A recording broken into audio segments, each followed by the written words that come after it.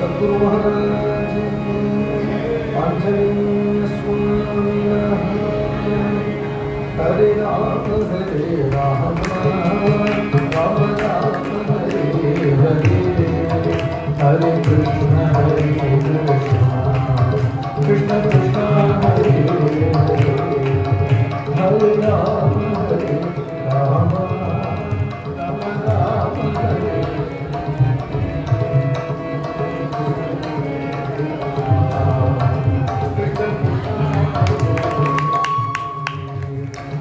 राम हरे हरे राम राम राम हरे हरे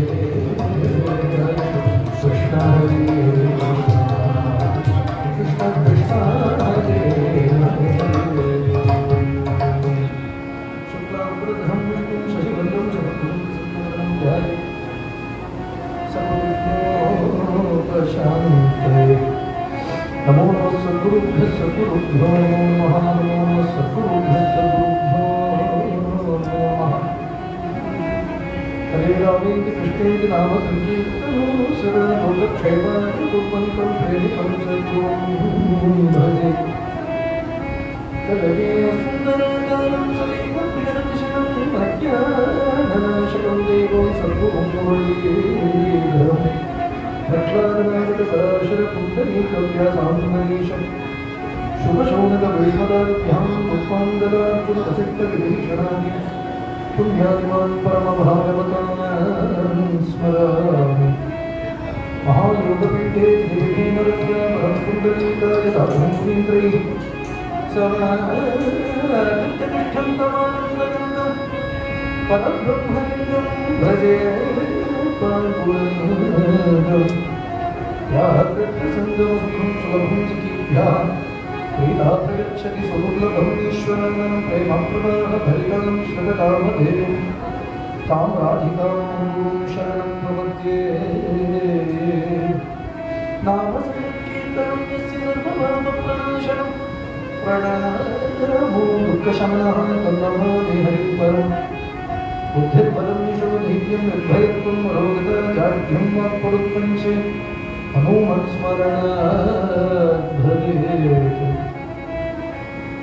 सर्वत्र गोविन्दनामसङ्कीर्तनम्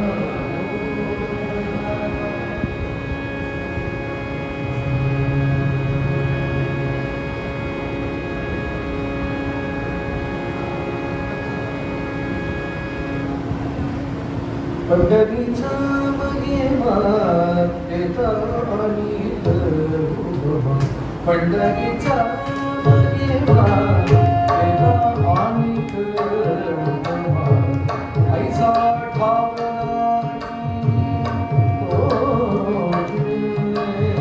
ऐसा ठावला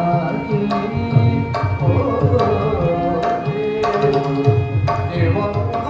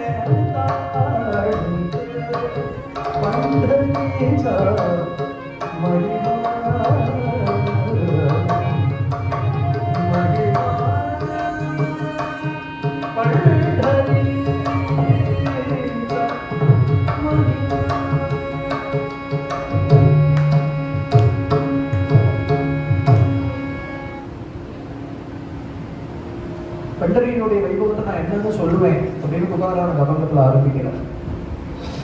தேதா அணிக உபமம், எந்த ஓமையை கொண்டு நான் இதை வர்ணிப்பேன், எதை ஈக்குவலா சொல்லுவேன் அப்படின்னு பண்டரி கஷேத்திரத்துக்கு ஈக்குவலா ஒரு கஷேத்திரத்தை இந்த பூமியில சொல்ல முடியாது.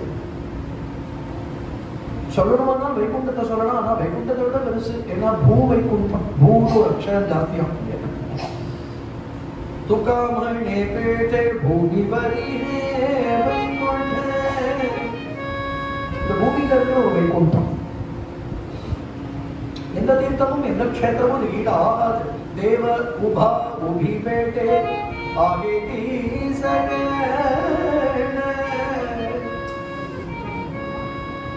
எத்தனையோ தேவர்கள் தேவர்கள் தான், இந்திராதி தேவர்கள்லாம் கூட பண்டரிய சதா பிரதட்சணம் பண்ணிட்டு இருக்காரு. பாண்டவர்களுடைய கிருபை கிடைக்காதான்னு திவ்யமான தாமங்கள் இருக்கக்கூடிய அந்த தெய்வங்கள்லாம் கூட பண்டரிய பிரதட்சணம் பண்ணிட்டு இருக்கு. அப்படி இருக்காது இந்த தீர்த்தத்தினுடைய வைபவத்தை, இந்த கஷேத்திரத்தினுடைய மகிமையை நான் என்னன்னு சொல்லுவேன் அப்படின்னு ரொம்ப ஆச்சரியமா. சர்வ தீர்த்தாசே மாஹேர அப்படின்னு ஒரு அமங்கத்துல பாடுறாரு. எல்லா தீர்த்தங்களுக்கும் பிறப்பிடம் பண்டரி, சர்வ தீர்த்தங்களுடையும் இருப்பிடம் பண்டரி அப்படிங்கிறார். சொல்லி மாடாத அதுதான் அவளுடைய அனுபவம். இதெல்லாம் ஏதோ கவிதை பாடணும்னு பாடல, இதெல்லாம் ஏதாவது நல்ல ஒரு மகாராஷ்டிரா கவிதை பாடலாம். அதனால பண்டரியும் சந்திரபாகாவையும் வச்சிருந்து ஒரு கவி பாடலாம்னு ஒரு கவி பாடல, இந்த அவருடைய சுவானுபவத்தை கொட்டியிருக்கான். சுவானுபாவம் அகில ஸ்ருதிசாரமேகம் அத்தியாத்ம தீபம் அதிதி திருஷதாம் தமோத்தம். ஆனா அந்த சுவானுபவத்தை பாடணுங்கிற அவசியம் இல்லை, அவளுடைய வச்சுக்கலாம். நம்ம கிட்ட இருக்கிற அதி கிருப்பையால பாடியிருக்கா. இல்லைன்னா நமக்கு இந்த வைபவங்கள்லாம் எது தெரியும்?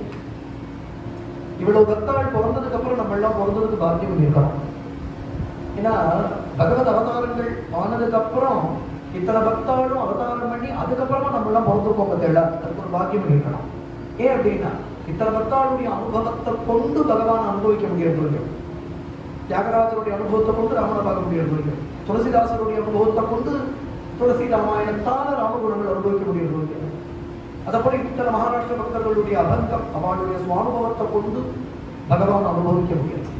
பகவானால பக்தாளுக்கு பெருமையா, பக்தாளால பகவானுக்கு பெருமையானா நிச்சயமா எழுதித்தாலாம் பக்தாளால பகவானுக்கு பெருமை. பகவான் இப்படிதான் வச்சிருக்கான். தன்னுடைய பெருமையை பக்தாள் மூலமா தான் பிரகடனம் பண்ணிக்கிறான்னு நினைக்கிறான். அவளும் அவளுடைய சுத்தமான நிர்மலமான பக்தியால பகவானை கொண்டு நிறுத்தி விடுறான். இதுதான் ஆச்சரியம். பகவானை நிறுத்தி விடுறான். எம்மட்டிலும் பத்தியும் அம்மட்டிலும் தெய்வம் பேசுறது நம்மளோட. நம்ம பத்தி பரிபூர்ணமா இருந்ததுன்னா பரிபூர்ணமா நிறைய வந்துடுறான். ஜலம் குளிர்ச்சியாக ஆக ஆக அப்புறம் ஃப்ரீஸ் ஆகி ஐஸ் ஆயிடுறதோ. ஐஸ்பர்க்னு பார்க்குறோமே சமுத்திரத்துல, எதனால ஐஸ்பர்க் ஆகுதுன்னா ஒரு டெம்பரேச்சர்ல அது அந்த ஜலமே ஃப்ரீஸ் ஆகி ஐஸ் ஆயிடுறது. சமுத்திர ஜலம் தான் ஐஸ்பர்கா நிற்கிறது. அதை போல பக்தனுடைய சித்தத்துல குளிர்ச்சி, அந்த குளிர்ந்து குளிர்ந்து குளிர்ந்து பக்தி பிரவகிக்க பிரவகிக்க திரகிக்க திரகிக்க அப்புறம் பகவான் என்ன ஆயிடுறான்னா அகண்ட சைத்தன்யம் ஒரு ரூபத்தை தரிச்சுட்டு வந்து முன்னாடி இன்னொரு அந்த பக்தனுடைய பக்திக்காக. அதனால பக்தியால சாட்சாத்கரிச்சு விடுறா. அப்புறம் அந்த பகவானை பேச வச்சு விடுறா, ஆட வச்சு விடுறா, பாட வச்சு விடுறா, ஓட வச்சு விடுறா. இதுதான் பக்தி விசேஷம். என்னதான் பண்ணல பக்தாளுக்காக. அதனாலதான் பாகவதம் ரொம்ப அழகா சொல்றது, முக்தியை கூட கொடுத்துடுவான், ஆனா பக்தியை ஜாக்கிரதையா பார்த்துதான் கொடுப்பாங்கிறது பாகவதம். முக்தி ததாதி கருகிச்சித் ஸ்மரண பக்தி யோகம் அப்படின்னு பாகவதம் சொல்லும். முக்தியை கூட கொடுத்துடலாம். முக்தியை கொடுத்துட்டா தன்னோட இரண்டரை சேர்த்து விடலாம், அது விஷயம் இல்லை. பக்தியை கொடுத்துட்டா லோலோடு பின்னாடி ஓடம். எத்தனை பக்த சரித்திரம் இந்த 2 நாள்ல எத்தனை வைபவம் பார்த்துக்குவோம். வந்து எத்தனை பக்தாளுக்கு பின்னோட ஓடலாம். பக்த பராதீனமா இருக்கான் பகவான். ஸ்வதந்திரம்னு சுவாதந்திரியம் உண்டு பகவானுன்னு சொல்றோம். ரொம்ப பிரசித்தி. சர்வஸ்வதந்திரன் பகவான். ஏன்னா அவன் யாருக்கும் பராதீனம் கிடையாது. பரமாத்மா யாருக்கும் பராதீனம் கிடையாது அப்படின்னு நினைச்சுட்டு இருக்கோம். ஆனா தன்னை பக்த பராதீனன்னு சொல்லிக்கலாம். நான் பக்தர்களுக்கு பராதீனமா இருக்கேன். சுதந்திரன்னு நம்ம பகவான சொல்றோம். ஆனா பகவான் சொல்றான் நான் அஸ்வதந்திரன், எனக்கு சுதந்திரம் கிடையாது, எனக்கு சுவாதந்திரம் கிடையாதுன்னு நான் சொல்றோம். பக்தாள் பின்னாடி சுவாதந்திரம் இல்லாதவனை போல போயிட்டு இருக்கேன். யான பாகன பத்திரிகைகளுடைய யானை பாகனை பார்த்தா சோனி பிச்சானா இருக்கும். எந்த ஊர்ல யானை பாகனை பார்வை இருக்கோ அது ஒரு லட்சணம். அவனை பார்த்தா ஒடிசலா இருக்கும். நான் யானையை போல சாப்பிடுறது முடியாது, யானையை போல பலசாலி கிடையாது. அது எவ்வளவோ கிலோ இருக்கும், எத்தனையோ 1000 கிலோ இருக்கும். அது யானை பாகம் சோனி பிச்சா மாதிரி தான் இருப்பான். ஆனா அவன் பின்னாடி கட்டுப்பட்டு போயிட்டு அவன் சும்மா ஒரு அனுபூஷத்தை வச்சுட்டு அப்படின்னு சொல்லிட்டு வந்தா அவன் அந்த யானையோட பேசவே பேசுவான். இது கட்டுப்பட்டு அவன் பின்னோட தலையை ஆட்டிட்டு போயிட்டு இருக்கும். தம்பெல்லாம் அதுக்கு தெரியாதான்னா அவனுடைய பிரேமைக்கு கட்டுப்படுறது. ஒரு மிதி மிதிச்சுதான் விடணும். ஆனா என்னவோ அவன் ஒரு கமாண்ட் பண்ணுவான், அந்த கமாண்டுக்கு கட்டுப்பட்டு பின்னோட போறதே அப்படின்னு தன் பலம் தெரியாம இல்லை, அதையும் மறந்து அவன் கிட்ட இருக்கிற பிரியத்தால் அவன் பின்னோட போறது. பிரியத்தால் போறது மட்டும் இல்ல, எந்த இடத்துல போய் கட்டுப்பட்டு நிக்கணுமோ அந்த இடத்துக்கு அதுவே போய் நிற்கும். அதுவே காலை தூக்கி காண்பிக்கும். எந்த சங்கிலியால தன்னை கட்டணுமோ அந்த சங்கிலியை தானே துதிக்கை எடுத்து கொடுக்கும். அவன் கட்டிட்டதுக்கு அப்புறம் அவன் மேல உரசி அவன் கிளம்புறானா. அதனால அவன் கிட்ட உரசி நீ எப்ப வருவேன் அப்படின்னு கேட்கும். அவன் சொல்லுவான், சமத்தாறு கரும்பெல்லாம் சாப்பிட்டு நான் வந்துடுவேன் அப்படின்னு அதை ஒரு சமாதானப்படுத்திட்டு போறது ஒரு ஆச்சரியமா இருக்கும். அப்ப யானை பலசாலி இல்லாம இல்லை, ஆனா இவங்கிட்ட இருக்கிற பிரியத்தால தன்னுடைய பலம் தன்னுடைய பராக்கிரமத்தை மறந்து எப்படி அந்த பிரியத்துக்கு கட்டுப்படுதோ அதை போல பற்றுடைய அடியவருக்கு எளியவன் பிறர்களுக்கு எளியவன். சுவாமி நம்மாழ்வார் சொல்றார், பிரியத்துக்கு கட்டுப்படலாம். இல்லைன்னா கட்டுப்படுற மூர்த்தியா இல்லை, நீ கட்டி தான் போட்டுவிட முடியுமா? நம்மள சம்சார கட்டிலிருந்து அவிழ்த்து விடுறது வந்தவன். ஆனா யசோதா கட்டினா அந்த கயிற்றுக்கு கட்டுப்பட்டு நிக்கிறானே அப்படின்ட்டா அது ஏதோ சாதாரண சணல் கயிறுன்னு நினைச்சுக்காதே, பிரேமைங்கிற கயிறு. இல்லைன்னா நீ எதிர அவனை கட்டி போட்டுடுவேன். கட்டி போடுறதுன்னா அது என்ன, அது என்ன ஒரு 3 அடி வஸ்து. அது அகண்ட ஆகாசத்தை கட்டி போட முடியுமா உன்னால? கடலை கட்டி போட முடியுமா? காத்த கட்டி போட முடியுமா? அதை விட ஒரு சொல்லலாம். எப்படி கட்டி போடுவேன்? எந்த வைத்தாலும் கட்டி போடுவேன். ஆனா கட்டுப்படுவது பிரியத்துக்கு கட்டுப்படும். அதுதான் ஆச்சரியம். இந்த பிரியத்துக்கு தான் பக்தின்னு. அந்த பிரியம் எப்படி இருக்கு அப்படின்னு கட்டுக்கடங்காம ஹதயத்துல இருந்து பொங்கறது இந்த பக்தாள். அது கண்டிஷனல் இல்லை. இப்படி இருந்தா நான் பிரியமா இருப்பேன், இப்படி இருந்தா நான் பிரியமா இருப்பேன். அப்படிதான் நம்மளுடைய உறவுகள் எல்லாமே லோகத்துல. பிள்ளைகிட்ட கூட இப்படி பிள்ளை இருந்தா நான் பிள்ளைகிட்ட பிரியமா இருப்பேன். அந்த பிள்ளை என்ன நினைக்கிறான், எங்க அப்பா அம்மா இப்படி இருந்தா நான் அவர்கிட்ட பிரியமா இருப்பேன். இல்லையா? ஓல்டேஜ் ஹோம்ஸ்க்கெல்லாம் அவசியம் இல்லை இல்லையா? பிரத்யட்சமா பார்க்கிறோம், எல்லாத்துலயுமே ஒரு லிமிட் இருக்கிறத பார்க்கிறோம். அப்புறம் அதுக்கு மேல அது விஷமா போக்கையும் பார்க்கிறோம் நம்ம. ஆனா பகவானுக்கு பக்தாளுக்கிட்ட இருக்கிற கிருபையோ இல்ல பக்தாளுக்கு பகவானிடத்துல இருக்கிற பிரேமையோ அன்பிற்கும் உண்டோ அடைக்கும் தாழ்னு வள்ளுவர் இதைத்தான் சொன்னார். நீ அது ஒரு தாழ் போட்டுவிட முடியாது. அன்புனா நீ உலகத்துல காண்பதுதான் அன்பு கிடையாது. அது பற்றுன்னு பேரு, பாசம்னு பேரு. வழுக்கி விட்டுடும்னு அர்த்தம். வழுக்கி விழறது பார்க்கிறோம், நம்மளே வழுக்கியும் விழறோம். ஆனா இந்த அன்பு நம்மளை அகண்டமா பண்ணிடும் இல்லையா? இதுதான் அன்புன்னு. That which flows unconditionally. ரொம்ப ஆச்சரியமான விஷயம். நாமதேவர் தீர்த்த யாத்திரை முடிச்சுட்டு பண்டரிக்கு எப்படா வருவர்னு பாண்டூருக்கு காத்துருக்கான். ஞானேஸ்வரரோடு கூட தீர்த்த யாத்திரை எல்லாம் முடிச்சுட்டு பண்டரி கஷேத்திரத்துக்கு எழுந்துள்ளார். பாண்டுரங்கனை எல்லா வரைக்கும் வந்து கூப்பிட்டு போறோம். ஆடி பாடி பக்தர்களுக்கெல்லாம் பரம சந்தோஷம். ரொம்ப நாள் நாமதேவர் இல்லையே. பக்தர்கள்லாம் இப்ப நாமதேவர் வந்த உடனே ஆச்சரியமான நாம சங்கீர்த்தனத்தோடையே கூட விட்டல விட்டல விட்டல விட்டலன் விட்டல விட்டல கஜரி அமுளி தூளி பறக்கிறது ஒரு அவன் பாட தும துமளி பட்டரி அப்படிங்கிற. கஜரினா தெரிகிறது இல்லையா? கஜரினா அப்படி ஆச்சரியமான கானம். அந்த கானம் விட்டல கானம் விண்ண பிளங்கிறது இல்லையா? அமுளி தூளி பறக்கிறது அப்படின்பா. நம்ம ஊர்லயே வழக்கம் சொல்றது வழக்கம். என்ன சார் ஒரே அமுளி தூளியா இருக்கு உங்க ஆத்துல அப்படின்பா இல்லையா? அமுளி தூளி பறக்கிறதுங்கிறது போல சாதுக்களுடைய சரணத்திலிருந்து ஒரு தூசி கலந்து அத்தனை சாதுக்களும் குதிக்கிறான். இதெல்லாம் நீங்க ஆஷாடி கார்த்திகை ஏகாதசி போய் பண்டரியில பாருங்க, அப்ப தெரியும் அது என்ன. அதையே மகாராஷ்டிரம் அது கேள்வி பெறணும், அப்ப தெரியும். அப்படி ஒரு பக்தியை பார்க்க முடியுமா? ஊர் முழுக்க முடியும், ஒரு தேசமே. ஆச்சரியமான விஷயம். அப்படி பாடிட்டே உள்ள பிரவேசிக்கிறார். பாண்டவங்களை கட்டித்தான் நாமதேவர். நாமதேவரையும் பாண்டவர்கள் ஆலிங்கனம் பண்ணிட்டான். ஞானேஸ்வரர் ஒரு பக்கம், நாமதேவர் ஒரு பக்கம். ஞானேஸ்வரர் ஞானி, நாமதேவர் பரம பிரேம பக்தர். 2 பேருக்கும் சமம் பகவான். பகவான் சொல்றான், நாமும் பஜனை கேட்காம என் காதே ரொம்ப வாடி போயிடுச்சு. ஏன்னா மீண்டும் இங்க சன்னிதியிலேயே தான் இருப்பார், எப்பவும் பஜனையே தான். பஜனை கேட்டுட்டே இருப்பான், பாடுறது பஜனை பண்ணிட்டே இருப்பார் நாமதேவர். அப்படி ஒரு உறவே நமக்கு இங்க ஒழிக்க ஒழியாது. எப்படாவது பஜனை கேட்போம் அழுத்துடா என்ன அப்படின்னு பாண்டவன் சொல்றான் நாமதேவர். எப்படாவது யாத்திரை முடிச்சுட்டு வருவோன்னு இருந்தது. நாமதேவர் சொன்னார், நீ தான் அனுப்பிச்சு வச்சா, இல்லைன்னா நான் உனக்கு கூட எங்கேயாவது போவேன். இப்பவும் சொல்றேன், இத்தனை தீர்த்தம் போயிட்டு வந்தேன், இத்தனை க்ஷேத்திரம் போயிட்டு வந்தேன், பிரயாகிக்கே போயிட்டு வந்தேன், கங்கைக்கே போயிட்டு வந்தேன், காசிக்கே போயிட்டு வந்தேன். 64 தீர்த்த கட்டங்களையும் காசியில ஸ்நானம் பண்ணினேன். பிரயாகையில அப்பேற்பட்ட கங்கா யமுனா சரஸ்வதி சங்கமத்திலே ஸ்நானம் பண்ணினேன். கோதாவரி முதலிய புண்ணிய திட்டங்கள்லாம் ஸ்நானம் பண்ணினேன். ஆனாலும் சொல்றேன், நம்ம சந்திரபாகா ஈடு இல்லை, நம்ம பண்டரிக்கு ஈடு இல்லை. பண்டரிக்கு ஈடான க்ஷேத்திரம் இல்லை, சந்திரபாகாவுக்கு ஈடான தீர்த்தம் இல்லை, உனக்கு ஈடான மூர்த்தி இல்லை. அப்படி சொல்லு அப்படின்னு பாடுறேன். அப்படி சொல்லு அப்படிதான் இருப்பாங்க, அப்படிதான் இருப்பாங்க. இச்சுவை தவிர யாருமோ இந்திரலோகமாடும் அச்சுவை பெரிடும் வேண்டேன் அடுத்து தொண்டரடி கொடியாழ்வார் சொல்றாரு. சுவாமி தொண்டரடி கொடியாழ்வார் ஒரு என்ன பெருமைனா, ரங்கத்தை தவிர இன்னொரு திவ்யதேசத்தை கூட பாடுறாரு, ஸ்ரீரங்கத்தை தவிர. ஏன் திருப்பாணாழ்வார் கூட 10 வருஷம் ரங்கநாதத்தை தான் பாடினாரு. ஆனாலும் எங்கேயாவது மந்திபாய் வேங்கடம்னு ஒரு வார்த்தை வேங்கடத்தை பத்தி வந்து விடுறது, திருவேங்கடத்தை பத்தி வந்து விடுறது, ஒரு வரி எங்கேயாவது அப்படி வந்து விடுறது. ஆனால் இந்த ஒரு ஆழ்வார் இந்த பெருமாளை தவிர இந்த ஒரு பெருமாளை கூட பாடு, இன்னொரு திவதேசத்தை கூட பாடல. திருமாலை பாடின தொண்டரடி கொடியாள் அவர் சொல்றார், ஒரு கால் இந்திரலோகம் அப்படிங்கிற, ஒரு கால் இந்திரலோகம்னா என்னன்னா இந்திரனுடைய லோகம்னு அர்த்தம் இல்லை, வைகுண்டம்னு அர்த்தம் பண்றாரு. இடத்துக்கு வைகுண்டத்துக்கு போறதுக்கு கிடைக்கிறதுன்னு வச்சுப்போமே, சரீர யாத்திரை முடிச்சு வைகுண்டம் கிளம்புறேன்னு வச்சுப்போம். வைகுண்டத்துக்கே போனா கூட வைகுண்டத்துல இருக்கிற பரவாசுதேவ மூர்த்தி இப்படி பார்ப்பாராம். போய் வைகுண்டத்துல பரவாசுதேவன் இருக்காங்க, இந்த பரவாசுதேவ மூர்த்தியை இப்படி உத்து பார்ப்பாங்க. இப்படி உத்து பார்த்துட்டு அந்த மூர்த்தி அவருடைய முகோல்லாசம் எங்க எம்பெருமாள் மாதிரி நம்பெருமாள் மாதிரி இல்லை அப்படின்னா அங்கிருந்து குதிச்சு போடுவேன்.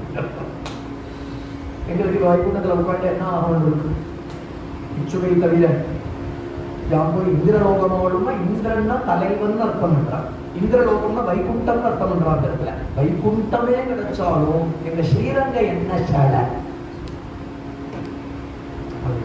அப்படி இருப்பா. அப்படி ஒரு நிஷ்டம் உண்டு வாழ்க்கை, அந்த க்ஷேத்திரத்துல அப்படி ஒரு நிஷ்டம் உண்டு. அதுதான் ஏகாந்த பக்தின்னு. சும்மா இப்படி இங்கேயும் வாய வைக்கிறது, அங்கேயும் வாய வைக்கிறது, இப்படியும் போறது அப்படின்னு போறது. பக்தி ஃபோக்கஸ்டா இருக்கும். ஒரு இடத்துல 100 அடிக்கு போர் போடுறா, ஒரு இடத்துக்கு பக்கத்துல அங்கே ஜலம் வரலன்னு 200 அடிக்கு போர் போடுறா, அப்புறம் அங்கேயும் ஜலம் வரலன்னு பக்கத்துல 300 அடிக்கு போர் போடுறா. அது அத்தனை சேர்த்து ஒரு இடத்துல கொண்டு இருந்தா ஜலம் வந்துருக்கும். இது மாதிரிதான் பக்தி ஏகாந்தமா இருக்கும். நமக்காச்சும் அவருக்காச்சும் இருக்கணும். அப்படி ஒரு நிஷ்டை, இந்த போக்கஸ் இருக்கும். பதிவிரதமாக இருக்கும். பத்தாண்டாம் பதிவிரதைகளை போல இருப்பான்.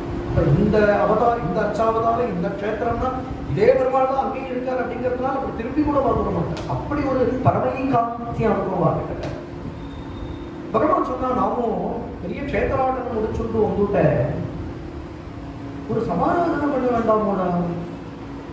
அவர் சொன்னார், எனக்கு என்ன தெரியும், இப்போன்னு சொன்ன போயிட்டு வந்தேன். என்னை வச்சுட்டு என்னென்னமோ விளையாடினேன், அந்த விளையாட்டுக்கெல்லாம் ஆட்பட்டேன். எனக்கு அவ்வளவுதான். என் கையில இருக்கிற பகடைனா அகம் யந்திரோ ரிஷிகேஷர் உன் யந்திரி கிலகேஷர். நான் ஒரு யந்திரம், என்னை இயக்கிற யந்திரி நீ. என்னை வச்சுட்டு என்ன விளையாடணுமோ விளையாடு. கேடி துஜே ஆசா ஆதாம்பரி அப்படிங்கிற ஒரு அபங்கத்துல சொல்றாரு. மாசி மனோரத புனதி ஜெயதேவ கேசவ மாதவ நாராயண கேசவ மாதவ நாராயண அனந்தராஜன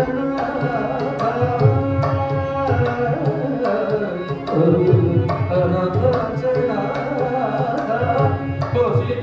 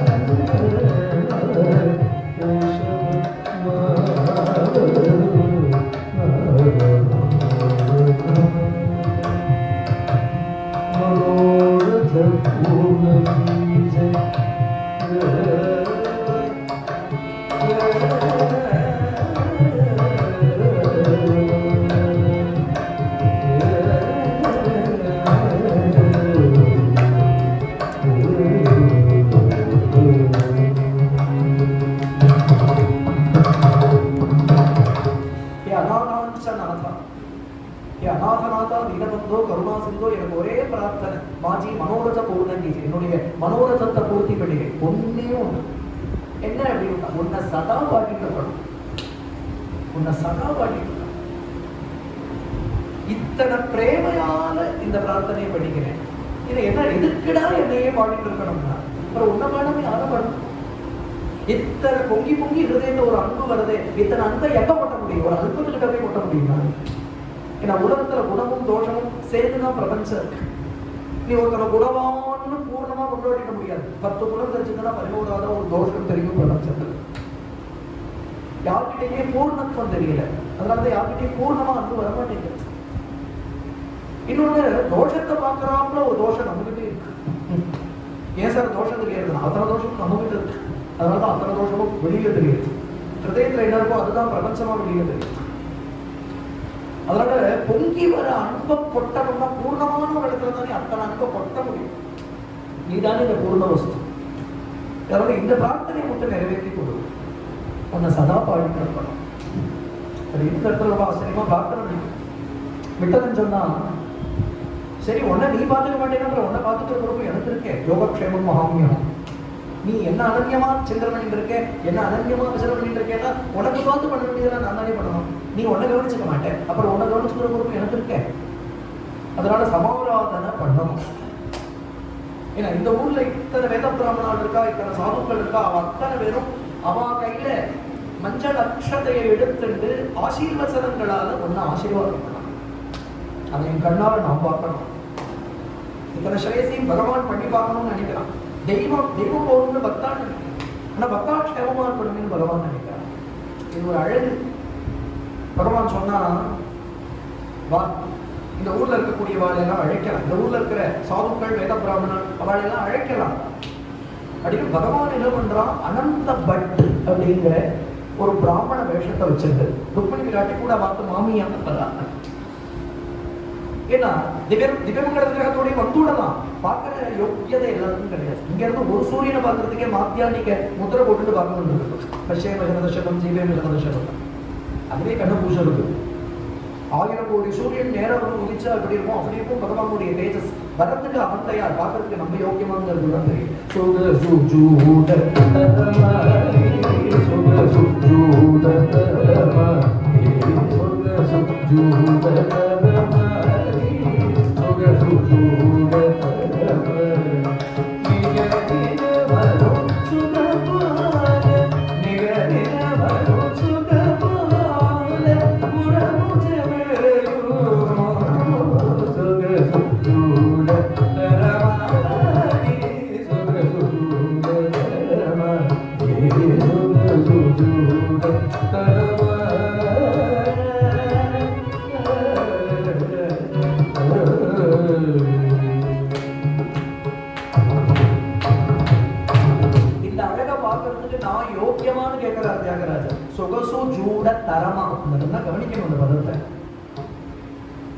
அந்த லாவண்யத்தை பார்க்கறதுக்கு நான் யோக்கியமா அப்படின்னா என்ன?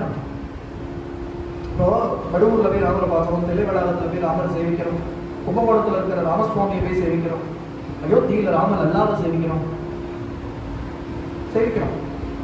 இந்த வெட்ட ராமத்தையெல்லாம் காண்பிப்பார், துளசி ஷடாரி எல்லாம் கொடுப்பார். நம்மளும் அப்படி கணக்கில் போட்டுக்கிறோம். ஒரு வடுவூர்ல அப்படி நிற்கிற ஒரு அழகு, இந்த திரிவங்கியா நிற்கிற ஒரு அழகு. சென்முதிர காண்பிச்சென்று கும்பகோண ராமசுவாமி கோவில் அவர் சென்முதிர காண்பிச்சென்று வீராசனத்தை வைதேகி சீக்கிரம் சுமத்து மண்டலை கைமே மகாமண்டபேங்கிற ஸ்லோகத்துக்கு அர்த்தமே அந்த கோவில் தான். முன்னாடி பார்த்தா வீணாகானம் பண்ணிட்டு ராம் ஆஞ்சநேயர் உட்கார்ந்துருப்பார். அக்ரே வாசகத்தை பிரபஞ்சன சுதே தத்துவம் முடிப்போம். அக்ரே வாசகத்தினா எதிர்க்க உட்காந்து ஹனுமான் வீணாகானத்தோட ராமாயண பாராயணம் பண்ணிட்டு இருக்கார். இந்த ஸ்லோகத்துக்கு அர்த்தத்தை கும்பகோணத்துல தான் போய் பார்த்துக்கணும். வீணாகானம் பண்ணிட்டு எதிர்க்க உட்காந்துப்பார், சன்னதிக்குள்ளேயே ஆஞ்சநேயர். தில்லைவிழாவில் ராமர் போய் பார்த்துருந்தா காலில் அந்த பச்சை நாடி ஓடுறதுலாம் தெரியும். பகவான் திவ்யங்கள் இருக்கிறவங்க சின்ன மூர்த்தி, அதெல்லாம் வாஸ்தவம் தான். இப்படி முகோணத்துல போய் சேவிச்சுட்டு இன்னொரு கருத்து கொண்டு இந்த ஈய பாத்திரம் தான் வந்துருப்பாங்க.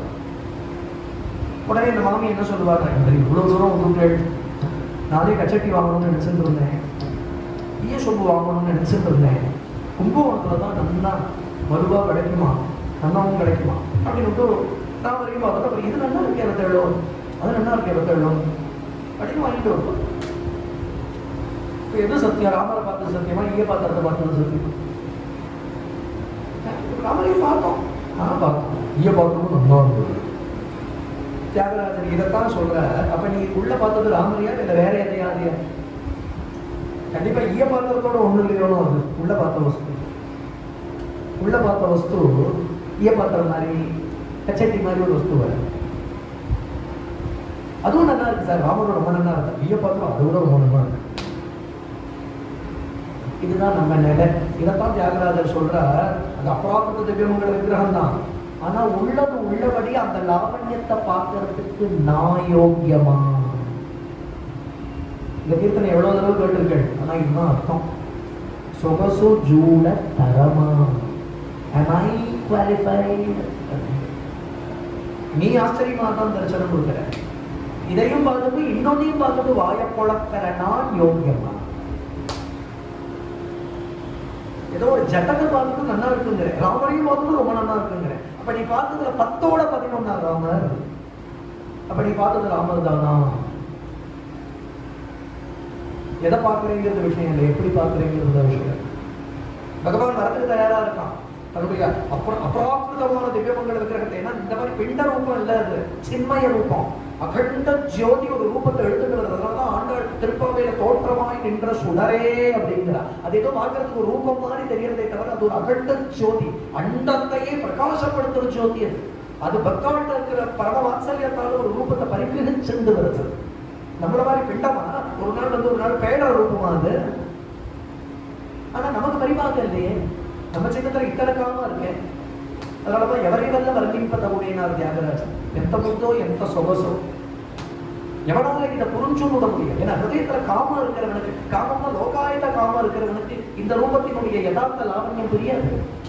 இதையும் வந்து ஒரு இன்னொன்னையும் பார்த்துட்டு இருப்பான். சித்த நிர்மலமா இருந்தாதான் சகுன சாட்சாத்காரத்தினுடைய அனுபவமே புரியும். சித்தம் குழஞ்சிருக்கணும், விசுத்த சத்துவமா இருக்கணும். இல்லைன்னா அந்த ரூப லாவண்யம் புரியாது. அதனால பகவான் ஒரு சாமானிய ரூபம்னா நம்மள மாதிரி ஆயிட்டான்னு இருப்பாங்க. ஒரு சாதாரண ஒரு பிராமண ரூபத்தை எடுத்துட்டு வரா, ஆனா அந்த ரூபமே அபராதமா இருக்கு. அவரே சியாமள வர்ணமா இருக்காரு. அவருடைய கண்கள் தாமரை போல, காது பரியந்த நீண்டிருக்கு, சுருள் சுருளான கேசவ சிக போட்டு இருக்கார், கோபிச்சந்திரன் விட்டு இருக்கார், கழுத்துல துளசி மாலைகள் போட்டு இருக்கார். நாமதேவரும் ரொம்ப சுவாதீனமா கையை பிடிச்சு அழைச்சிட்டு அந்த பண்டரி தெருவில் அப்படி நடந்து வர. யாருடா அப்படி இவர் இப்படி சமத்காரமா இப்படி ஒருத்தர் வராரு அப்படி எல்லோரும் பார்க்கிறார்.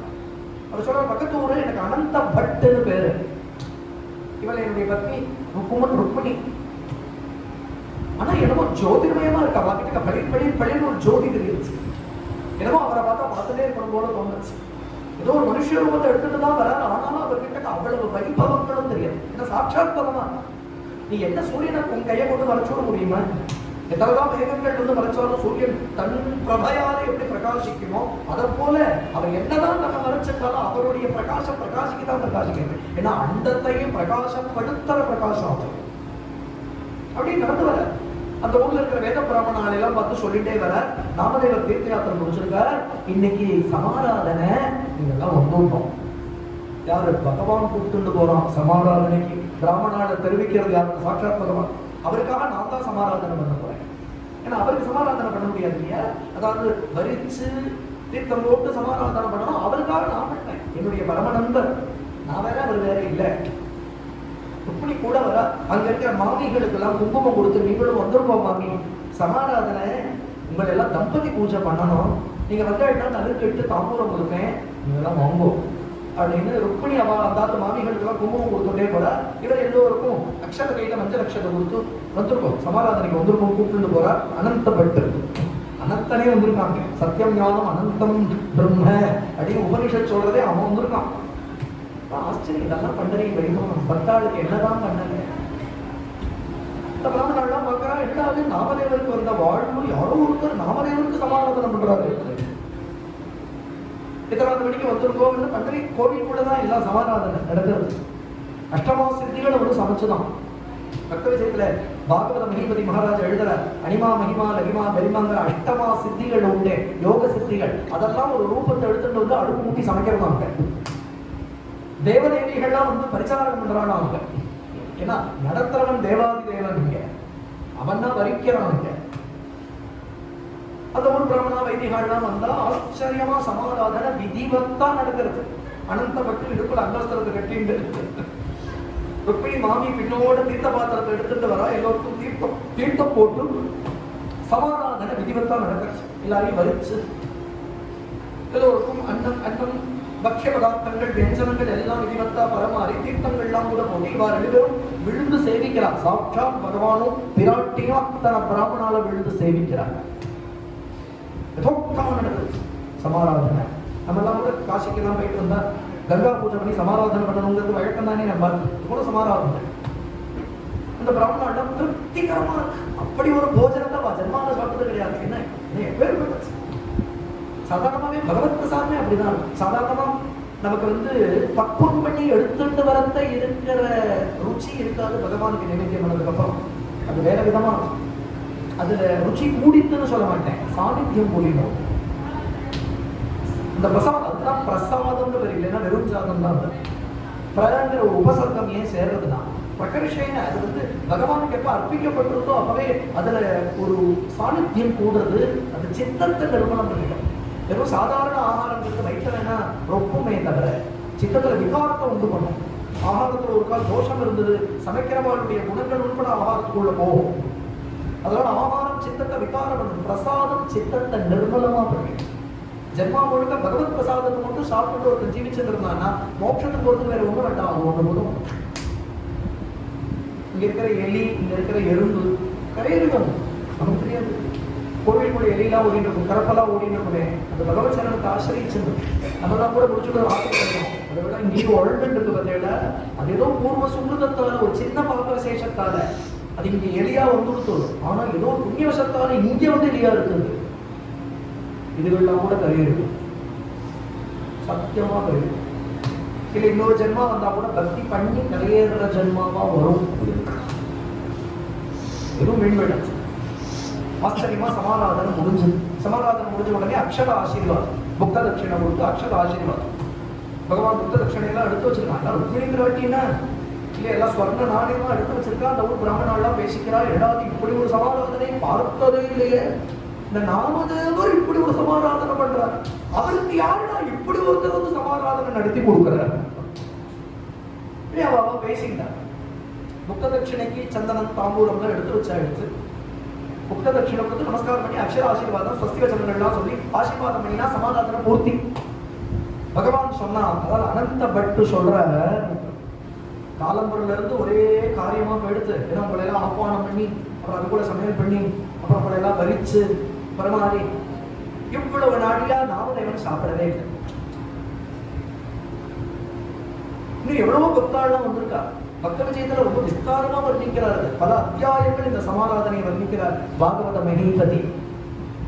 அதாவது சுகர், சௌனகர், கட்லாதன், நாரதன், பராசரர், குண்டலிங்க இந்த பரம பாகவதெல்லாம் கூட ஒரு ஒரு ரூபத்தை எடுத்துட்டு வந்திருக்காங்க. அங்க நிக்கிறான், அந்த சமாராதனையில வந்திருக்கான். இல்ல பக்தாள்லாம் வந்திருக்காங்க.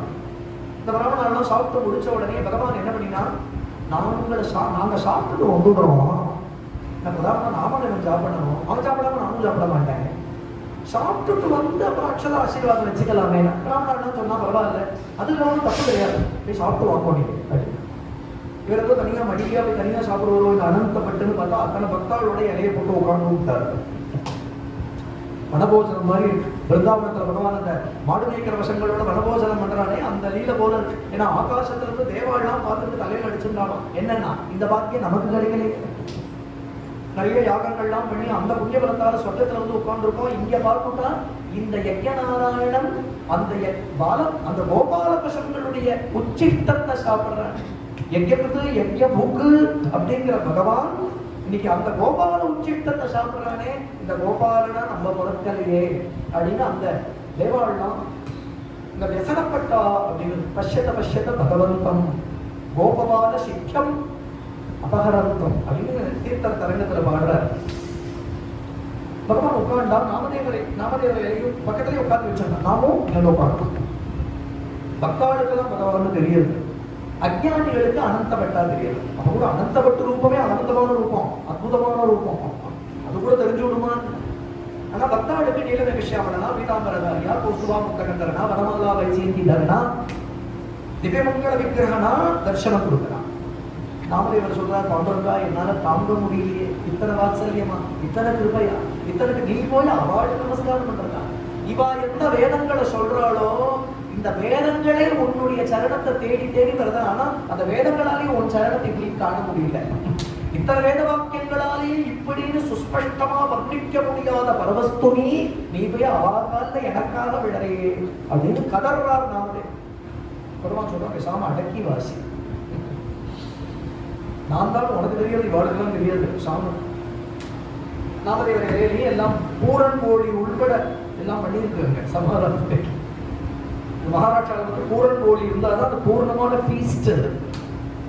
எல்லாம் பரமாறி வித்தரணமா பரமாறி நாமதேவர் சாப்பிட ஆரம்பிக்கிற வரைக்கும் அனந்தப்பட்டு பார்த்துட்டு பக்கத்தில் உட்காந்து ருக்மிணியாதி விராட், ருக்மிணி சத்யபாமா முதலிய விராட்டிகள்லாம் பரமாறதா வந்து பகவான் பார்த்துட்டே இருந்தா. நாமதேவர் சொல்றாரு, நீ சாப்பிட பிரபோ. அனந்தப்பட்டு சொல்றாரு, நீ சாப்பிட. பக்கத்துல எல்லா பக்தாலும் இருக்கா. சுக சவுனக நாரதாதி பக்தாள்லாம் ஒரு ரூபத்தை எடுத்துன்னு இந்த சமாராதனையில வந்து உட்கார்ந்துருக்காரு. அஜ்ஞானிகளுக்கு எப்படி தெரியும்னா ஏதோ பக்தாள்னு தோணுமே தவிர நல்ல பக்தி உடையவாளுக்கு எல்லாம் பார்த்தா அவாவா நிஜஸ்வரூபத்தோட காட்சி கொடுக்குறார். அந்த பாகவதர்களுக்கு மத்தியில பகவான் சுப்பிரசன்னமா எழுந்துள்ளிருக்கிறது. பரம பக்தாளுக்கு தரிசனம் ஆகுது. எல்லாரும் ஆனந்த பாடம் விடுறா, மெய் செலுத்துறா, மூர்ச்சையாரா, இப்படி ஒரு கிருபையா, நாமதேவருக்கு இப்படி ஒரு கிருபையா அப்படின்னு பக்தாள்லாம் ஆனந்தப்படும். அஜ்ஞானிகளுக்கு தெரியல. இதெல்லாம் பக்த விஷயத்துல வர்ணிக்கப்படுச்சு. நாமதேவர் ஒரு வாயில போட்டுன்றதுக்கு அப்புறம் நாமதேவர் இலையில இருந்து எடுத்து அனந்தப்பட்டு சாப்பிடுறார். பக்தோச்சிஷ்டமானோ பாகவதோச்சிஷ்டத்துக்கு பகவான் ஆசைப்படான். ஏன்னா உத்தரவிடத்துல பகவான் சொல்றான், நிரபேட்சம் முனிம்சம் நிபைரம் சமதர்ஷினம் நிரபேட்சம் முனிம்சம்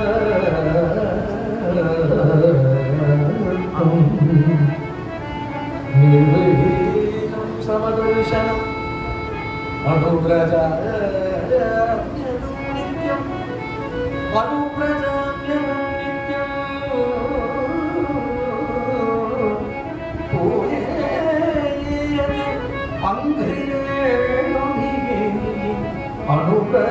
அனுப்ரஜாம்யம் நித்யம் பூயேத்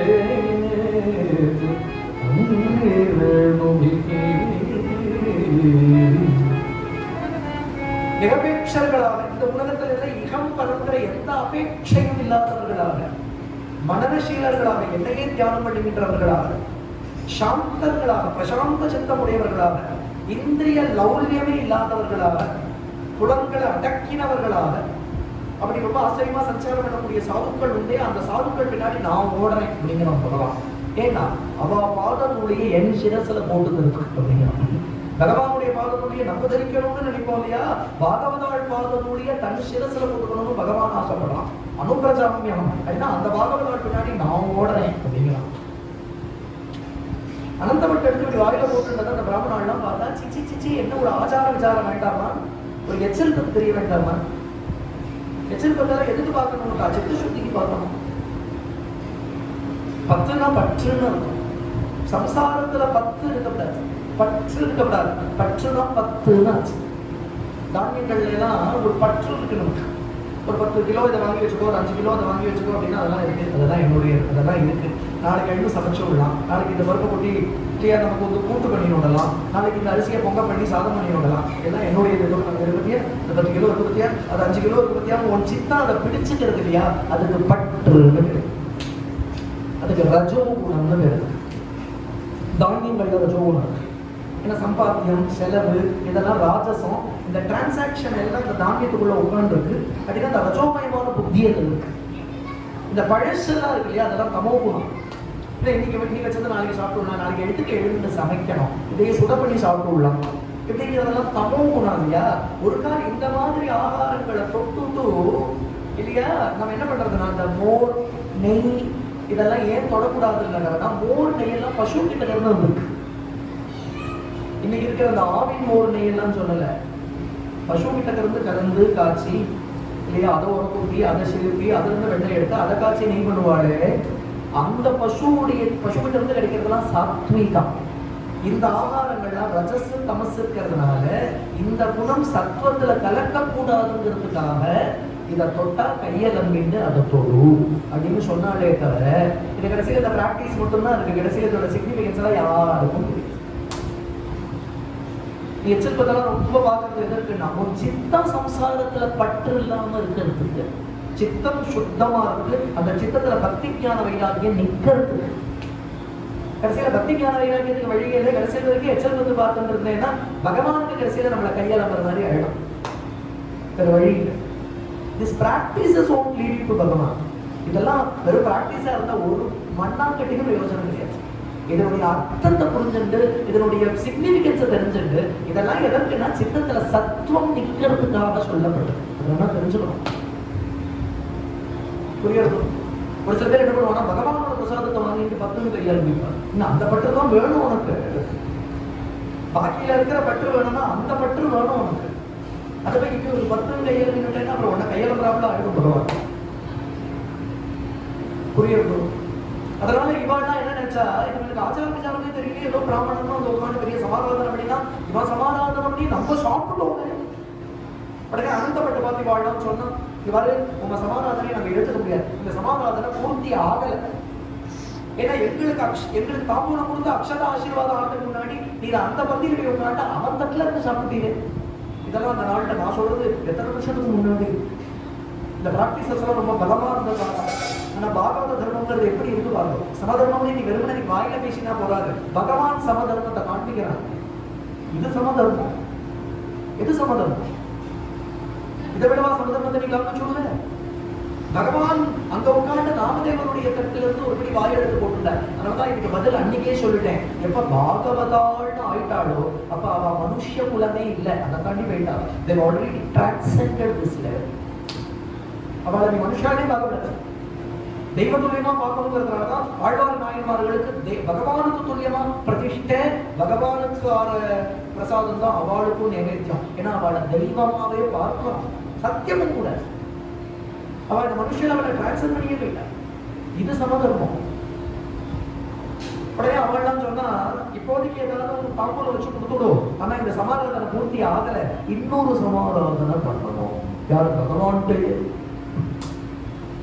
இப்ப பார்த்தீங்களா இவளுடைய எச்சல் பத்தி இவளை எங்க கொண்டு விட்டுருக்குன்னு.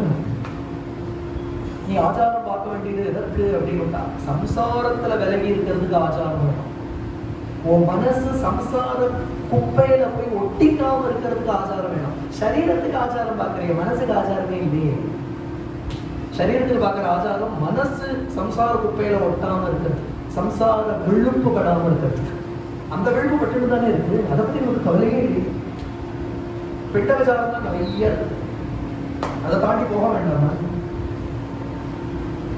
திருப்பி பகவான் என்ன பண்ணினா ஒரு நாள் நீங்களே சொல்லணும். இது அவளே அடுத்த திதி ஒரு திதியை சொன்னா அடுத்த பட்சத்துல வச்சு விடலாம் அப்படின்னா அனந்தப்பட்டு வர திருப்பியும் வர திருப்பி இதே போல நாமதேவரை கூப்பிட்டு போய் எல்லாரையும் வரிச்சு திருப்பியும் சமாராதனைக்கு சர்வ ஏற்பாடுகள் நடந்து அவளுக்கு எல்லாம் பரமாறி தீர்த்தம் போட்டு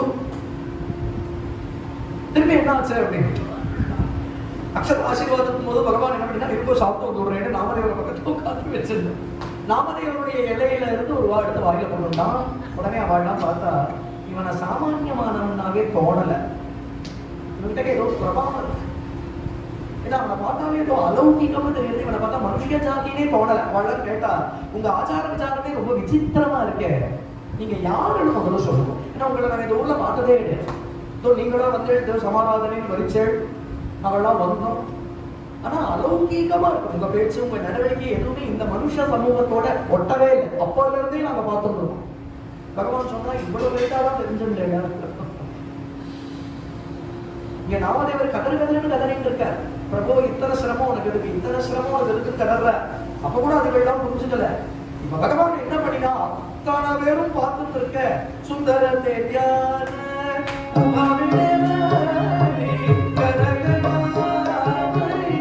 Yeah.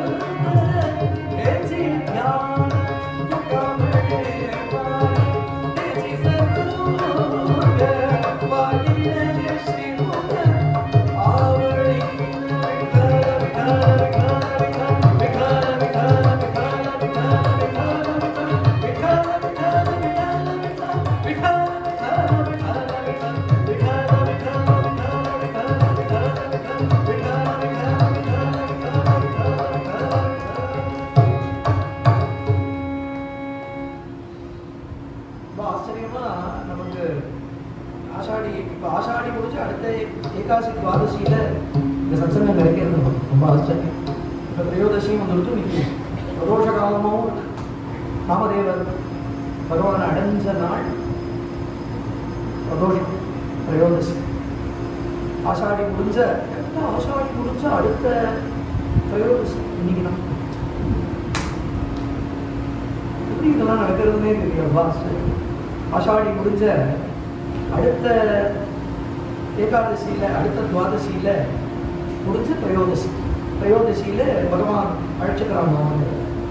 நடக்கிறதுக்கு இந்த மாதிரி பகவான் சங்கல்பிக்கிறான். இந்த மாதிரி நடக்கிறது பாஸ்டர்.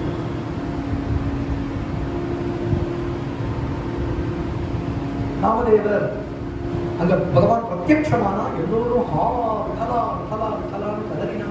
நாமதேவருடைய பிரபாவத்தை அப்பதான் புரிஞ்சிருந்தார். ஒரு க்ஷணம் அந்தகாசம் பண்ணிட்டு பகவான் சட்டுன்னு அந்தர்தானமானான். பகவான் சொன்னா இது என் தர்மம் அப்படின்னு. இது என்ன தர்மம்? நீ பண்றது எந்த தர்மத்தோட அடிப்படையில அப்படின்னா, இது பாகவதாள் பகவானுடைய உச்சிட்டத்தை எடுத்துப்பார். பகவான் என்ன பண்ணுவானா பாகவதாள் உச்சிட்டத்தை எடுத்துப்பானா. பகவான் சொல்றா இது என்னுடைய தர்மம். எது? நான் பாகவதாள் சாப்பிட்டதை சாப்பிட்றதுங்கிறது என் தர்மம் அப்படின்னு.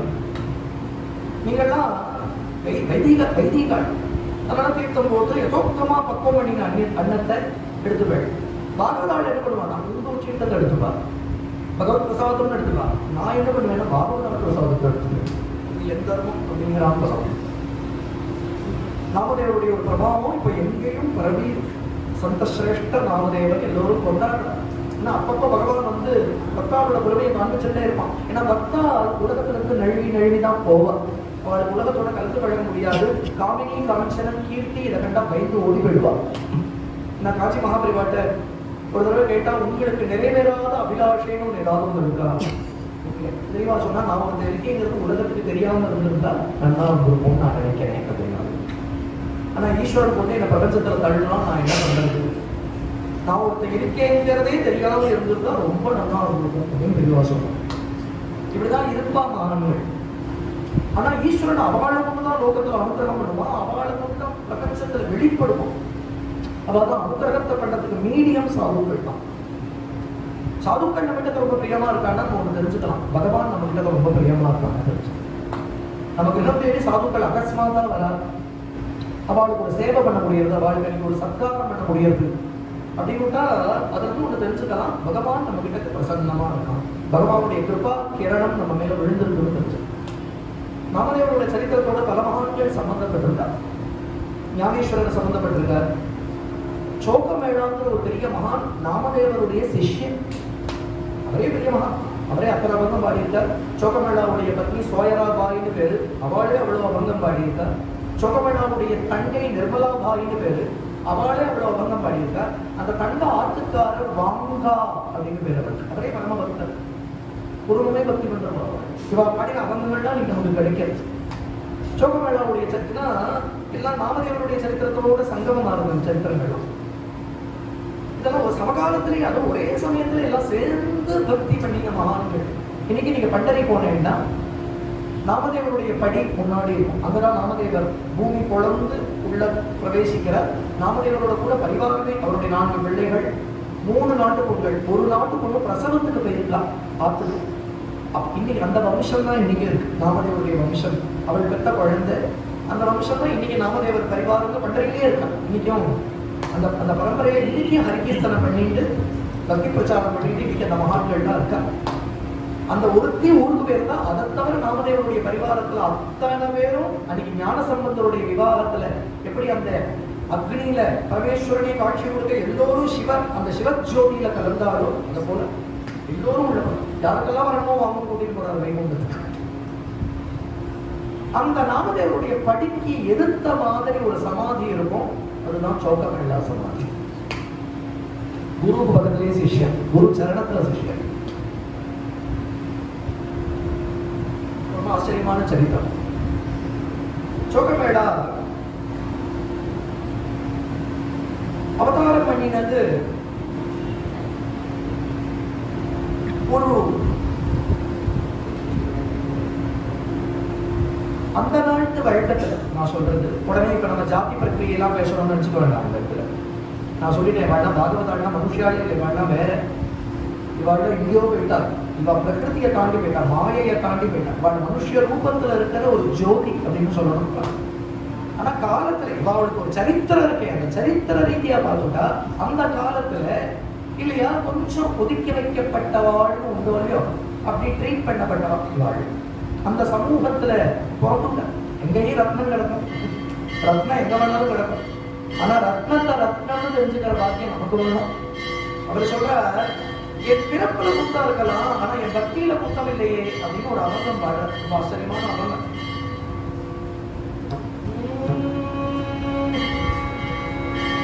உசடோங்கா பரீர் ரசனோரடோங்கா, உசடோங்கா பரீர் ரசனோரடோங்கா, காயபுலரா சிவரலியா காயபுலரா சிவரலியா கமானடோங்கி பரி திடனோரே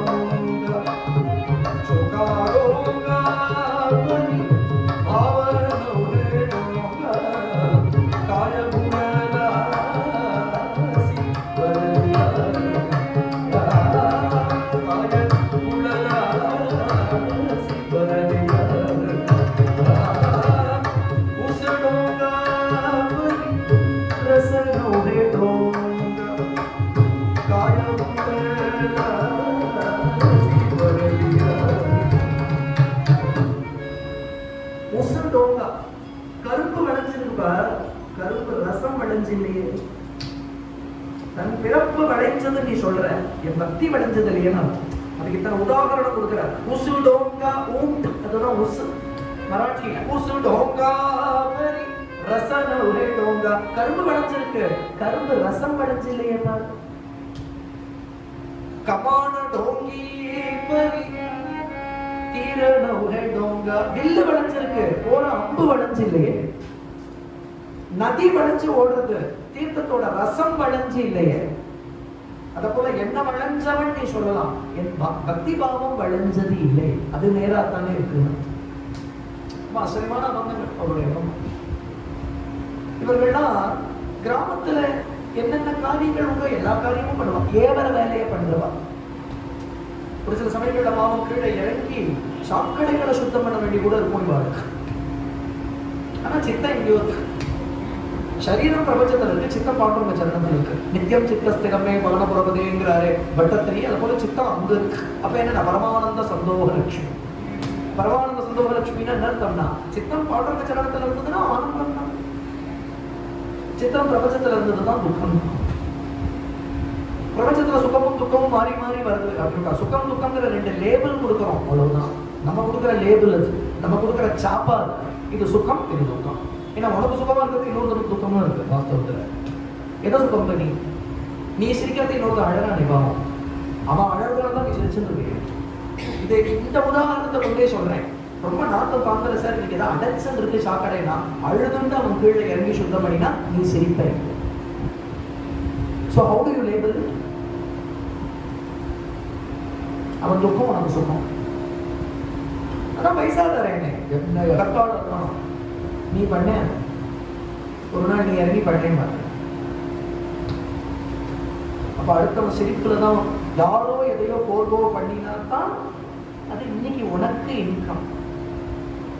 அப்படிதான் பிரபஞ்சத்துல எல்லாமே. nothing comes free of cost. நீ சுகத்துல நீ ஏதோ சுகங்கிற, நீ ஏதோ துக்கங்கிற. பிரபஞ்சம் அத்தியந்த துக்கம் தான். நம்ம மனசுக்கு ஜிலு ஜிலுன்னு இருந்ததுன்னா அந்த சுகம்னு லேபிள் பண்ணுவோம். நம்ம மனசு கிரஷ் ஃபாலனா உட்கார்ந்து கொடுத்தானா துக்கம்னு லேபிள் பண்ற. You label it in so many ways. But பிரபஞ்சம் இஸ், அது துக்கமயம் தான். ஒரு பெரிய மகான் சொன்னார், ஒரு துக்கம் வரப்போகுது, ஒரு துக்கம் வந்துடுத்து, ஒரு துக்கம் வரப்போறது. அந்த மீன் டைம்ல என்ன சொல்றாங்க, சுகம்னு இவனே சொல்லிக்கிறான் அப்படிங்கிற. புரியுது?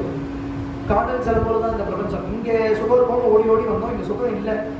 அப்புறம் கொஞ்சம் மூச்சு வாங்குறோம் இல்லையா, அதுக்கு அதை நம்ம என்ன நினைச்சுக்கிறோம்னா, இந்த எஃபர்ட் எடுத்துட்டு இந்த சுகமோடு பார்க்கிறோம், இந்த சுகம் இல்லை, அந்த இன்டர்வல் சுகம் நினைச்சுக்கிறோம். அதை அப்புறம் சுகம் இல்லைன்னு தெரியாது. அப்புறம் தகுதி பார்த்தா அங்க ஒரு காதல் சிலம் தெரியாது.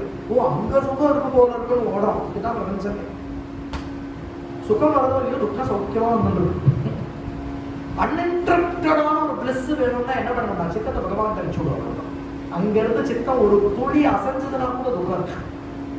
சித்தம் சிறிதசய சம்சாரம்.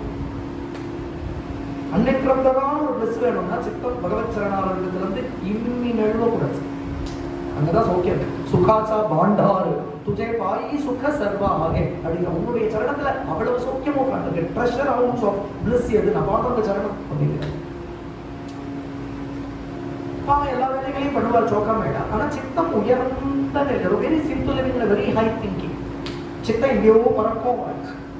எப்போ விட்டவராமத்திலேயே கலந்து கரைஞ்சு போயிடுவான். இவாள்லாம் ஏதோ ஒரு வேலையை பார்த்துட்டு இருப்பான். ஆனா ஒரு ஆச்சரியம், இவன் அத்தனை பேர் இவாளுக்கு எந்த தர்மம் விதிக்கப்பட்டிருக்கோ அந்த தர்மத்தை தான் பண்ணிட்டு இருந்தா. துக்காராவோ, நாமதேவரோ, சோக்காமேளாவோ, நரகரி சோனாரோ, எல்லா வர்ணத்துல எல்லா ஜாதியிலையும் பாடுறவங்களுக்கு வந்தாலும் யாரும் காவி கட்டிட்டு சன்னியாசியா போயிடல. அவ்வளவு பேரும் அவளுக்கு விதிக்கப்பட்ட தர்மத்தை தான் பண்ணிட்டு இருந்தா. ஆனா சித்தத்தை பாடுறவங்க சரணத்தை வச்சு விட்டாங்க.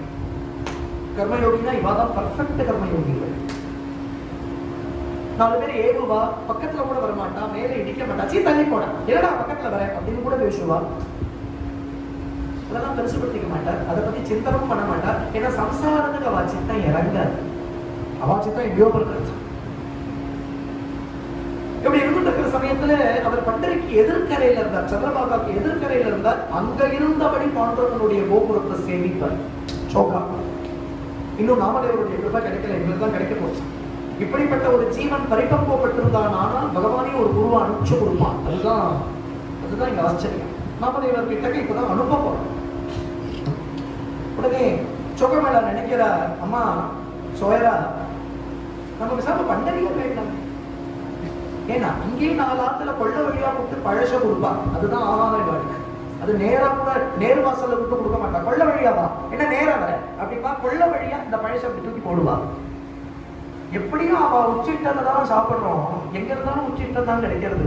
ஆனா பண்டரிக்கு போனா ஒரு பெரிய பாக்கியம், பாகவதால் உச்சிட்டம் கிடைக்குது. உச்சிட்டம்னால அது வேண்டாம், உச்சிட்டம்னா குண்ட மீதி இருந்தா உச்சிட்டம். பாகவதால் உச்சிட்டம் கிடைக்குமே, அதனால பண்டரிக்கே போயிடலாம் அப்படின்னு பண்டரிக்கு குடிபெயர்ந்து வருவாங்க. ஒரு சின்ன புதுச சந்திரபாகா நதி தீரத்துல தினப்படி அங்கேயும் ஒரு சாக்கடை சுத்தம் பண்றது, முதலிய காரியங்களுக்கு கூப்பிடுவார். கொள்ள வழியா கூப்பிட்டு இத்தனை ஆகாரம் போடுவா. ஆனா பரமானந்தம் இத்தனை சாதுக்களுடைய உச்சிட்டங்கள். பாடுறவங்க எந்த இடத்துல இருந்து சேவிப்பாரோ அந்த இடத்துலதான் இன்னைக்கு அவருக்கு சமாதி. இப்ப கூட நீங்க போனேன்னா சோகமேளா சமாதி பார்க்கலாம், அங்க நின்றுதான் சேவிப்பாரு. ஏன்னா உள்ள விடமாட்டா, அந்த காலத்து வழக்கம்.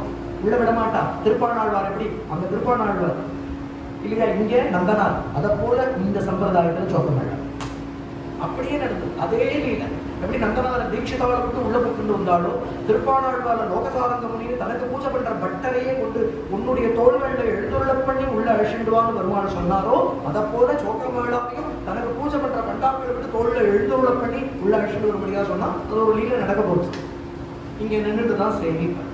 ஆனா முதல்ல குரு கிருபை இல்லாமல் ஹரி கிருபை இல்லை. நாமதேவர் இங்க நின்றுட்டுதான் கீர்த்தனம் பண்றது. இதுக்குதான் மகாத்வாரி. पंढरीचा वास चंद्रभागे स्नान आणि दर्शन विठोबाचे तेची घडो माझे जन्मधर्म मावळे श्रीहरी नाम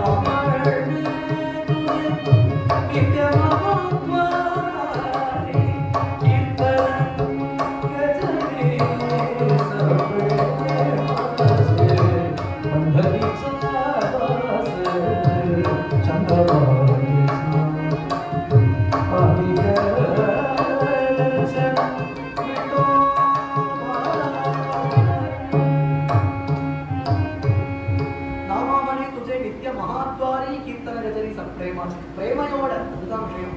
பஜனைனா ஏதோ பண்ணணும்னு பண்றது இல்லை. பஜனை காயம் வாக்கு மனசுங்கிற திரிகரணமும் ஈடுபட்டாதான் பஜனை. பஜனைக்கு முக்கியமான சாமகிரி பிரேம. கீர்த்தன கஜனி சப் பிரேமாச்சே, பிரேமையோடு கூடிய கீர்த்தனம். அப்படி நாமதேவர் மகாத்வாரத்தில் நின்று பாடுறதை சோகமேளா நின்று பிடிப்பாங்க. நாமதேவர் மகாராஜ் கீர்த்தனம் பண்றாரா?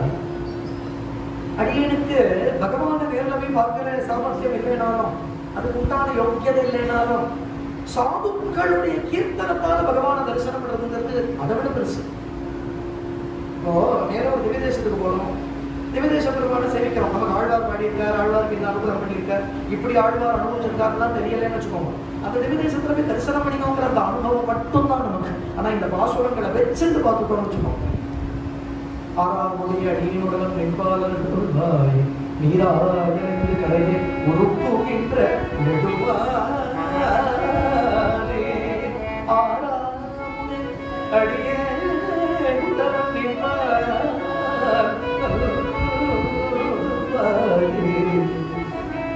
திருக்குடந்தை திரு ஆறாவுதே. திருக்குடந்தைன்னா கும்பகோணம்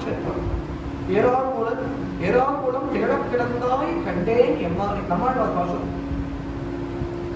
இந்த பெருமாளை பார்த்துட்டு ஒரு ஆளா திரும்பி வர முடியாதுன்னு நம்மாழ்வார் சொல்றார். நீராய் அலைந்து கரையை உருக்குகின்ற நடுமாலை, கரைஞ்சு உருகி ஓடி போட வேண்டியதான ஆறாவது செஞ்சு விட்டார்.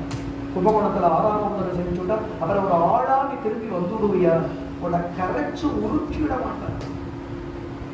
நம்மாழ்வார் பாசம். இந்த பாசுரத்தை வச்சுட்டு சேவிக்கிறதே அனுபவம் வேறையா. நீயா நம்மளா தெய்வத்தை போய் பார்க்கறதுக்கும் ஒரு மகான் தெய்வத்தை அனுபவிச்சிருக்கிற விதத்தை வச்சுட்டு இப்ப நீ குருவாயூர் போய் பட்டத்திரியோடைய அக்ரேபஷ்யாமினே ஜோடி விடுதலை கல்யாணி லோபனி பியூஷாலம் ராபிதோகம் கதவு கருவரே திவ்ய கைஷோரேஷம் அப்படின்னு வச்சுட்டு பார்க்கறது அதோட அனுபவமே தனி. பக்தாளுடைய அனுபவத்தை வச்சுட்டு பகவானை பார்க்கலாம். அந்த கண்களை வச்சுட்டு பார்த்துட்டா பகவான் வேறையா தெரியும்.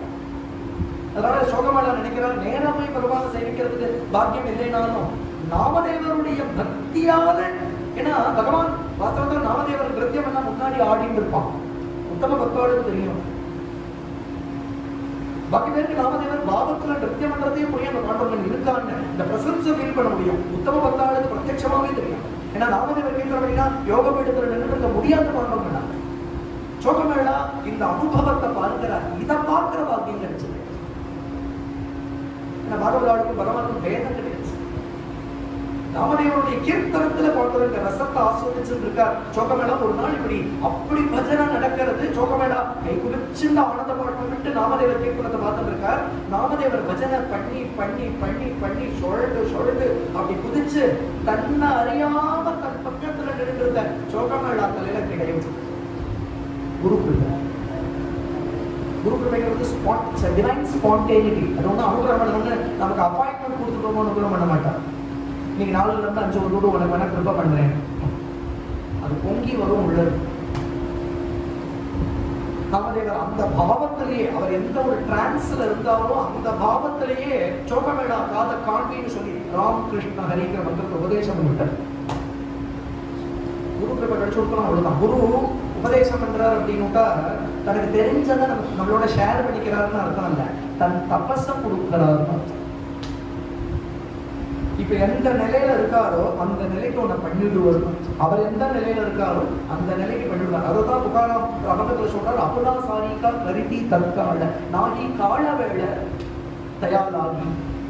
அவரோட சரணத்தை பிடிச்சிக்கிறதுக்கு கால வேளைலாம் கிடையாதுப்பா. அவர் கிருப பண்றதுக்கு டைம் வச்சிருந்தெல்லாம் கிருப பண்ண மாட்டார். It is an ever flowing grace.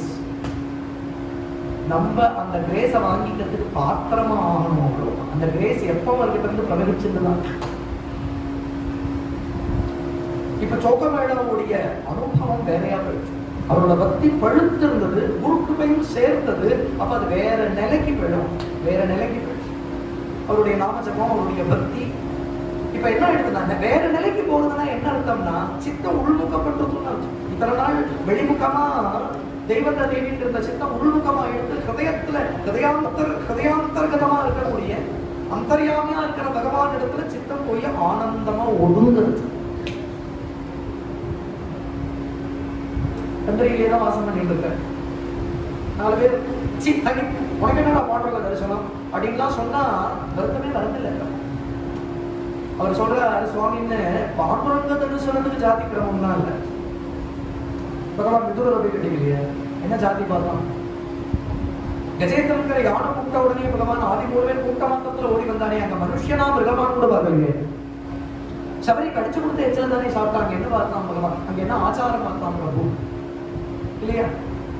இந்த மனுஷ லோகத்துல வேணா 1000 ஆச்சார விசாரங்கள் இருக்கலாம், ஜாதி கிரமங்கள் இருக்கலாம், இதெல்லாம் கூட நம்மள பரிபக்குவப்படுத்துறதுக்கு, புரியறதோ? பரிபக்குவப்படுத்துறதுக்கு தானே தவிர வேதப்படுத்துறதுக்கு இல்லை. ஆனா ஒண்ணு, 1000 நீங்க சொன்னாலும் கூட மனுஷனா பிறந்துட்டேனே, அதிகத்தான் பாக்கியம் பண்ணியிருக்கேன். அதுலயும் பேசுற சக்தியோட பிறந்திருக்கேனே, எத்தனை பாக்கியம் பண்ணியிருக்கேன். அதுலயும் பண்டரியில எனக்கு ஒரு ஜென்மா கிடைச்சது, எத்தனை பாக்கியம் பண்ணியிருக்கேன். இன்னொன்னு, நீ சமா அதனால தள்ளி போ அப்படின்னு நீங்க சொல்லலாம். அதாவது இந்த ஜாதி நீ தள்ளி போன்னு சொல்லலாம். ஆனா விட்டலான்னு சொல்லாதே நம்மளால சொல்ல முடியாது. ஏன்னா வாய் படைச்சது, பேசுற சக்தி உடையது நாம சொல்லலாம். அதனாலதான் கிஞ்சவன் உச்சதே ஜந்துவோ ஜன்ம சம்சார பந்தனாதுன்னு கேள்வி. அந்த இடத்துல பிறந்த வார்த்தை இருக்கும் நாமத்தை சொல்றது உரிமை, பேசுற சக்தி இருக்கிற வார்த்தை இருக்கும் நாமத்தை சொல்றதுக்கு உரிமை உண்டு. அதுல பேதம் கிடையாது. அதனால நீ இந்த ஜாதிடா, அதனால நாம சொல்லாதேன்னு உங்களால சொல்ல முடியாது. தள்ளி போன வேணா சொல்லலாம், நாம சொல்ல முடியாது. சொல்லாதேன்னு சொல்ல முடியுமா உங்களால? அந்த பாக்கியம் பண்ணிருக்கேன் சுவாமி அப்படிங்கிறா சொல்றோம். ஒரு சமயம் ஒரு பிரவச்சனம் கேட்கிற, அந்த பிரவச்சனத்துல ஏகாதசி மகிமை ஒரு பிரவச்சன கர்த்தா பிரவச்சனம் பண்ணிட்டு இருக்க. எதிர்ச்சியா கேட்கிற, சந்திரபாகா நதி தீரத்துல பிரவச்சனம் நடக்குது. ஒரு சாது ஹரிகீர்த்தனம் பண்ணிட்டு இருக்க. ஏகாதசி முழுக்க சுத்த உபவாசம் இருந்து இந்த துவாதசியில ஒரு சாதுவை கூப்பிட்டு அவருக்கு பாரணம் பண்ணி வைக்கிறதுன்னா ஒரு போஜனம் பண்ணி வைக்கிறது அப்படிங்கிறது ரொம்ப உயர்ந்த பலனை கொடுக்கக்கூடியது. பகவான் இதுல ரொம்ப சந்தோஷப்படும். ஏகாதசினா எல்லாரும் என்ன நினைச்சுக்கிறாங்கன்னா சாப்பிடாம இருக்கிறதுன்னு நினைச்சுக்கிறாங்க. உபவாசம்னா சாப்பிடாம இருக்கிறதுன்னு அர்த்தம். உபவாசங்கிறதுக்கு அர்த்தம் என்ன தெரியுமோ? பக்கத்துல வாசம் இருக்கணும். சாப்பிடாம இருக்கிறதுங்கிற ஒரு விஷயம் இந்திரியங்களை பலவிழக்க பண்ணும். 11 இந்திரியம், 10 இந்திரியம், 5 கர்மேந்திரியம், 5 ஞானேந்திரியம், மனசு ஒரு இந்திரியம், 11. இந்த 11ம் கப்சிப்புன்னு வாய மூடிட்டு இருந்தா நம்ம சித்தம் பகவத் சரணத்துல ஒதுங்கி அது எழுதுனாதான் உலகம் தெரிகிறது. உலகத்துல பல விஷயத்தை இந்திரியங்கள் கிரகிக்க பார்க்கிறது. இந்த 11 இந்திரியங்களையும் பலவிழக்க பண்ணணும்னா சாப்பிடாம இருக்கணும்.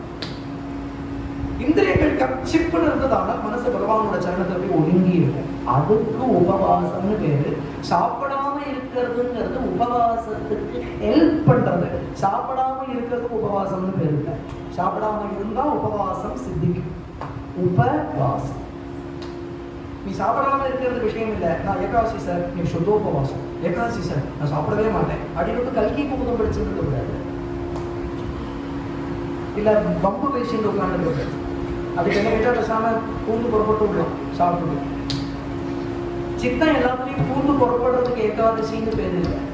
அன்னைக்கு சித்த விருத்திகள் இல்லாம இருக்கிறதுக்கு ஏகாதசி. அன்னைக்கு பூர்ண பகவத் ஸ்மரணம் பண்ணலாம்.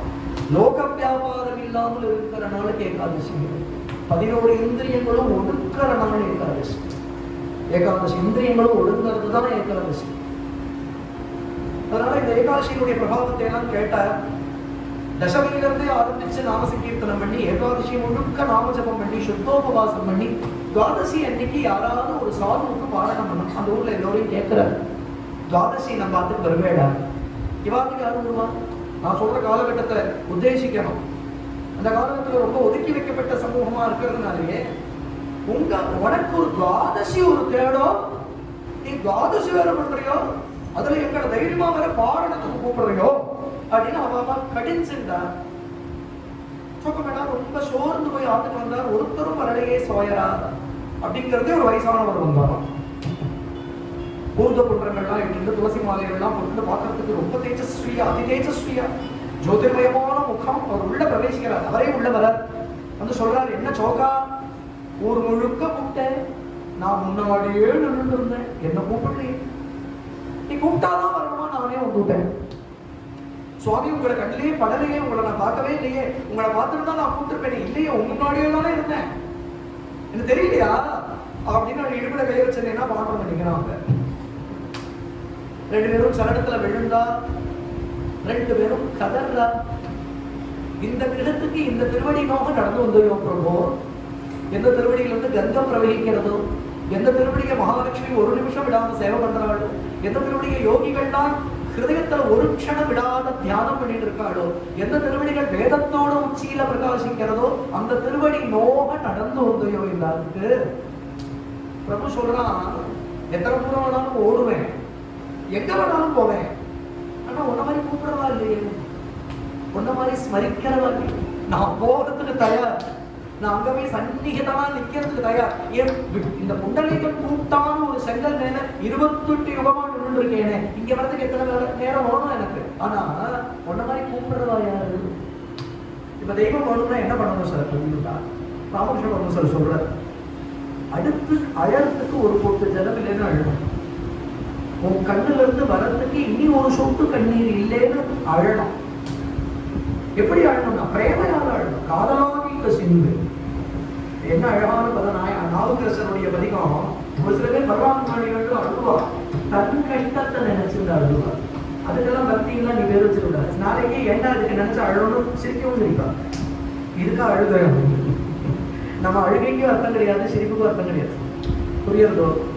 பகவானோடு எத்தனை பேர் அழகா, அவன் தரிசனம் எத்தனை பேர் அழகா, நீ வேணும் அப்படின்னு கதறவா எத்தனை பேர். அதாவது ஒரு ஈரத்துண்ட வேணா மடி உணர்றதுக்கு நீ அடுத்து ஒரு சொட்டு இல்லைன்னு பிழிஞ்சு உணர்த்துவாடு, அது மாதிரி நீ அடுத்து ஒரு பொட்டு கட்ட ஜலம் இல்லைன்னு அழுதா அந்த க்ஷணம் பகவான் வருவான். ஆனா அந்த உருவம் உனக்கு எந்த ஜன்மால வரப்போகுது? பக்திங்கிறது ரொம்ப சுலபம், ஆனா ரொம்ப உள்ளவம். வந்துடுத்துனா அது மாதிரி ஒண்ணு கிடையாது, தராட்டி அதை விட உள்ளவம் கிடையாது. பாக்கியெல்லாம் சாதனம், பக்திங்கிறது பீயிங். அதான் சொன்ன, பாக்கியெல்லாம் டூயிங். பக்தி இஸ் வெரி பீயிங். உன்னோட இருப்பு, உன் இருப்புல இருந்துதான் பக்தி. நடிச்சு விட முடியாது பக்தியை. நடிச்சா நம்ம நடிக்கிறோம் முதல்ல நமக்கு தெரியும், அடுத்த வாரம் தெரியறதுலாம் நம்மளா இருக்கட்டும், நம்ம நடிக்கிறோம் நமக்கு தெரியாது இல்லையா? அதனால இங்க நீ கூப்பிடுற மாதிரி யாரா கூப்பிடுறா அப்படின்னு பகவான் கேட்டான். உடனே ஆசனம் என்ன பெரிய ஆசனம் சமர்ப்பயாமி, அர்க்கியம் சமர்ப்பயாமி, பாத்தியம் சமர்ப்பயாமி. எதோ அர்க்கிய பாத்தியம் கண்கள் இருந்து தாரதாரியா ஆனந்த பாட்டம் வருது, அதுதான் அர்க்கிய பாத்திய ஆசனம். ஆசனம் என்ன அப்படின்னு விட்டா ஒரு செங்கலை போட்டாலாம். ஏன்னா ரெண்டு பழக்கம், ரெண்டு பழக்கம். ஒரு செங்கலை போட்டு கவனம் சௌக்கியமா உட்காண்டான். ஏன்னா இத்தனைக்கும் ஆதாரம் பிரேம. அது இருந்திருக்குன்னா எல்லாத்தையும் பூச்சி நிறைவேறும். ஒரு பழைய ஒரு கஞ்சி, துவாதசிங்கிறதுனால பழைய சாதம் இல்லை, ஒரு கஞ்சி புதுசா போட்டுருக்கோம், ஒரு கீரை. சோயராபாய் பாடின அவங்க கருடத்வஜா ஸ்ரீரங்கா பூ சாப்பிட்டு உனக்கு பழக்கம் துரர் அதை தான் கொடுத்த, கீரை சாப்பிட்டு பழக்கம் திரௌபதி அதை தான் கொடுத்தா. அதனால இதை அமிர்தமா அமிர்தம் நிவேதயாமி அப்படின்னு அதை சமர்ப்பிச்சா ஆனந்தமா பகவான் சாப்பிட்டான். ஆனந்தமா பகவான் சாப்பிட்டு கிளம்புறான் பகவான். இத மாதிரி பிரதி துவாதசி பகவான் வருவான். சோகமேளா கிரகத்துக்கு பிரதி துவாதசி, சோகமேளா ஓட கிரகத்துக்கு பகவான் துவாதசி பாரணத்துக்கு வருவான். ஆனா இன்னைக்கு சோகமேளாக்கு இன்னும் கர்ப்பகிரகத்துல போய் பகவானை பார்க்க முடியல. நமக்கு ஒண்ணு தோணும், பிரத்யட்சமா பகவானையே பார்க்கிறாரு, பிரத்யட்சமா பகவானே பிரதி துவாதசி வந்து துவாதசி பாரணம் பண்ணிட்டு போறானே, இதை தாண்டி அர்ச்சாவதாரத்தை பார்க்கணும்னு என்ன இருக்குன்னு தோணும். அர்ச்சாவதாரத்துல ஒரு அலாதி ருச்சி இருந்து வாழ்க்கலாம். அர்ச்சாவதாரம் தானே அப்படின்னு சொல்லிட முடியுமா? சொல்லிட முடியுமா? இந்த கொரோனா வந்து ரொம்ப ஸ்ட்ரிக்டா பண்டரியில உள்ள யாருக்கும் பிரவேசம் இல்லைன்னு பல பக்தாள் பண்டரிக்குள்ள என்ட்ரி இல்லை. ஆனா பல பக்தாள் பண்டரி வரைக்கும் நடந்து வரதாம ரோடு வந்துட்டு எல்லையில நமஸ்காரம் பண்ணிட்டு திரும்பி போலாம். அதெல்லாம் ஆச்சரியம். அந்த பக்தியில தான் காப்பாற்றுறது, நம்மளெல்லாம் காப்பாற்றுறது. பாரதத்தை எது காப்பாற்றுறதுன்னு நீங்க நினைக்கிறீங்க? நம்மளாம் என்ன பண்ணிட்டு இருக்கோம்? யாராவது மிசைல் போடுற அப்படின்னா காலத்தில் எடுத்து சுட சுட ஃபில்டர் காஃபியோட உட்காந்து அதை பார்த்துருக்கோம். போட்டுட்டானாக்கோ மிசைல் அனுப்பிட்டானாக்கோ அப்புறம் அடுத்த காரியம் பார்க்கணும், இன்னொரு கப் காஃபி கொடுக்கும் நீங்க போகணும். ஏன்னா படிச்ச பிழைப்பு. பாரதத்தை எது காப்பாற்றுறது தெரியுமா? இந்த மகான்களுடைய பக்தி தான் காப்பாற்றிங்க. வஜ்ர கவசமா காப்பாற்றிங்க. எத்தனை ஆக்கிரமிப்பு, எத்தனை இன்ஃபில்ட்ரேஷன்ஸ், எத்தனை இன்வேஷன்ஸ், எத்தனை மெசாக்கர்ஸ். ஆனா இதை தாண்டி பாரதம் இன்னைக்கு நிற்கிறது இதனுடைய தர்மத்தோட அப்படின்னு, இதனுடைய கலாச்சாரத்தோட, இதனுடைய பக்தியோட. நிக்கிறது அப்படின்னு உண்டா, இந்த மகான்களுடைய பக்தி, இந்த மகான்களோட தபசு, அவளாம் கால வச்சு நடந்துருக்காளோ பாரதம் காப்பாற்றப்படும். சத்தியமான விஷயம். ஒரு பக்கம் யாரோ யோகி, யாரோ ஒரு தபஸ்வி, யாரோ ஒரு மகாத்மா, யாரோ ஒரு ஞானி வந்துட்டே இருக்கா பாரதத்தை. பாரதம் பகவானோட ஹிருதயம். இன்னொன்னு, ஹிருதயம் இருந்தாதான் பாக்கி எந்த பார்ட் ஆஃப் த பாடியும் வேலை பண்ணும். பாரதம் இல்லைன்னா எழுதி வச்சுக்கோங்க, பிரபஞ்சம் மூழ்கி போயிடும். வேற எங்கேயும் தர்மம் இல்லை, வேற எங்கேயும் தபஸ் இல்லை, வேற எங்கேயும் தெய்வாராதனம் இல்லை, வேற எங்கேயும் பூஜை இல்லை, வேற எங்கேயும் தர்மம் இல்லை, வேற எங்கேயும் கற்பு இல்லை, வேற எங்கேயும் ஒழுக்கம் இல்லை. இதுக்கெல்லாம் டெபினிஷன் கூட வேற எந்த நாட்டிலையும் தெரியாது, இந்த ஊர்ல தான் உண்டு. இதெல்லாம் இருக்குன்னா உலகம் இருக்கும். இதெல்லாம் என்னைக்கு இல்லையோ அன்னைக்கு பிரளயம் உண்டு, மாப்பிரளயம் உண்டு.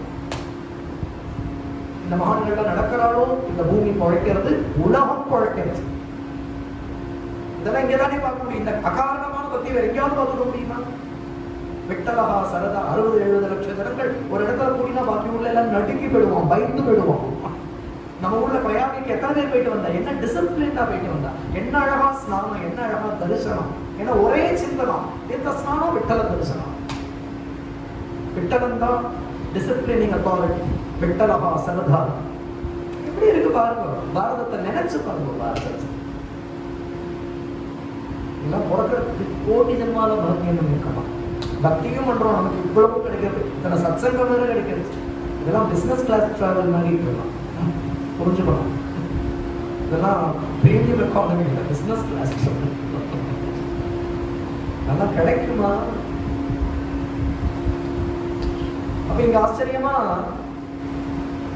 ராகா சோகா என்ன பண்ற, ஒரு நாள் பகவான்டே கேட்டுக்கிற, நீ வர எனக்கு வாஸ்தவம், எனக்கு இன்னும் உள்ள வந்து தரிசனம் இன்னும் பண்ண முடியும். பகவான் கேட்டா நானே வரேனே.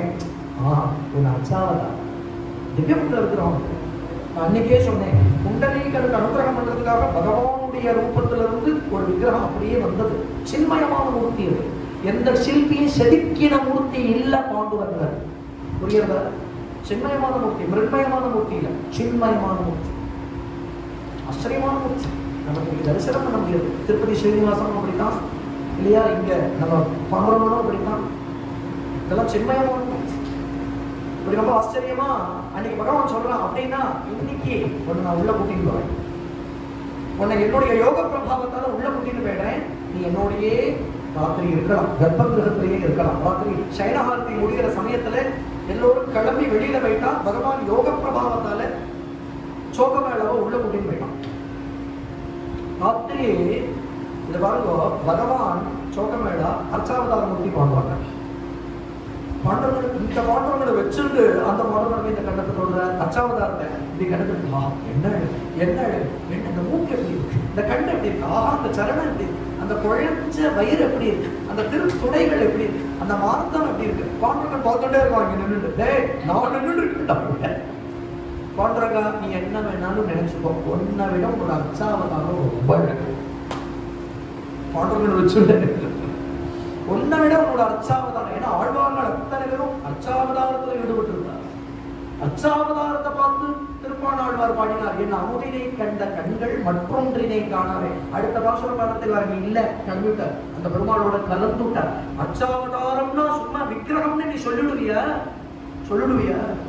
திருப்பாணாழ்வார உள்ள கரைச்சுட்டானே, நம்பனார நடராஜன் உள்ள கரைச்சுட்டாரே, துவாரகாதீசன் மீராவ தனக்குள்ள கரைச்சுட்டானே, திருவிடைமருதூர் மகாலிங்கம் தன்னோட ஐயாவால கரைச்சுட்டாரு, பூரி ஜெகநாதன் சைதன்ய மகாபிரபு தன்னோட அப்படியோட சரீரத்தோட கலந்துட்டான், அர்ச்சாவதாரத்தோட கலந்தாங்க. ஆளுமையில இருக்கக்கூடிய ஜெகத்ரட்சக பெருமாள் பெருமாளுடன் மருதானூர் சத்குரு சுவாமிகள் இந்த மாதிரி சாயங்கால வேளையில பஜனை பண்ணிட்டு அப்படியே ஜோதியா கலந்துட்டாரு. பல அர்ச்சாவதாரத்திலே கலந்தார். எல்லாம் பிரமாணம். இன்னைக்கு அந்த க்ஷேத்திரங்கள் எல்லாம் போய் பார்க்கணும். அதுக்கு சான்று சொல்லிட்டு உட்கார்ந்து அந்த க்ஷேத்திரம்.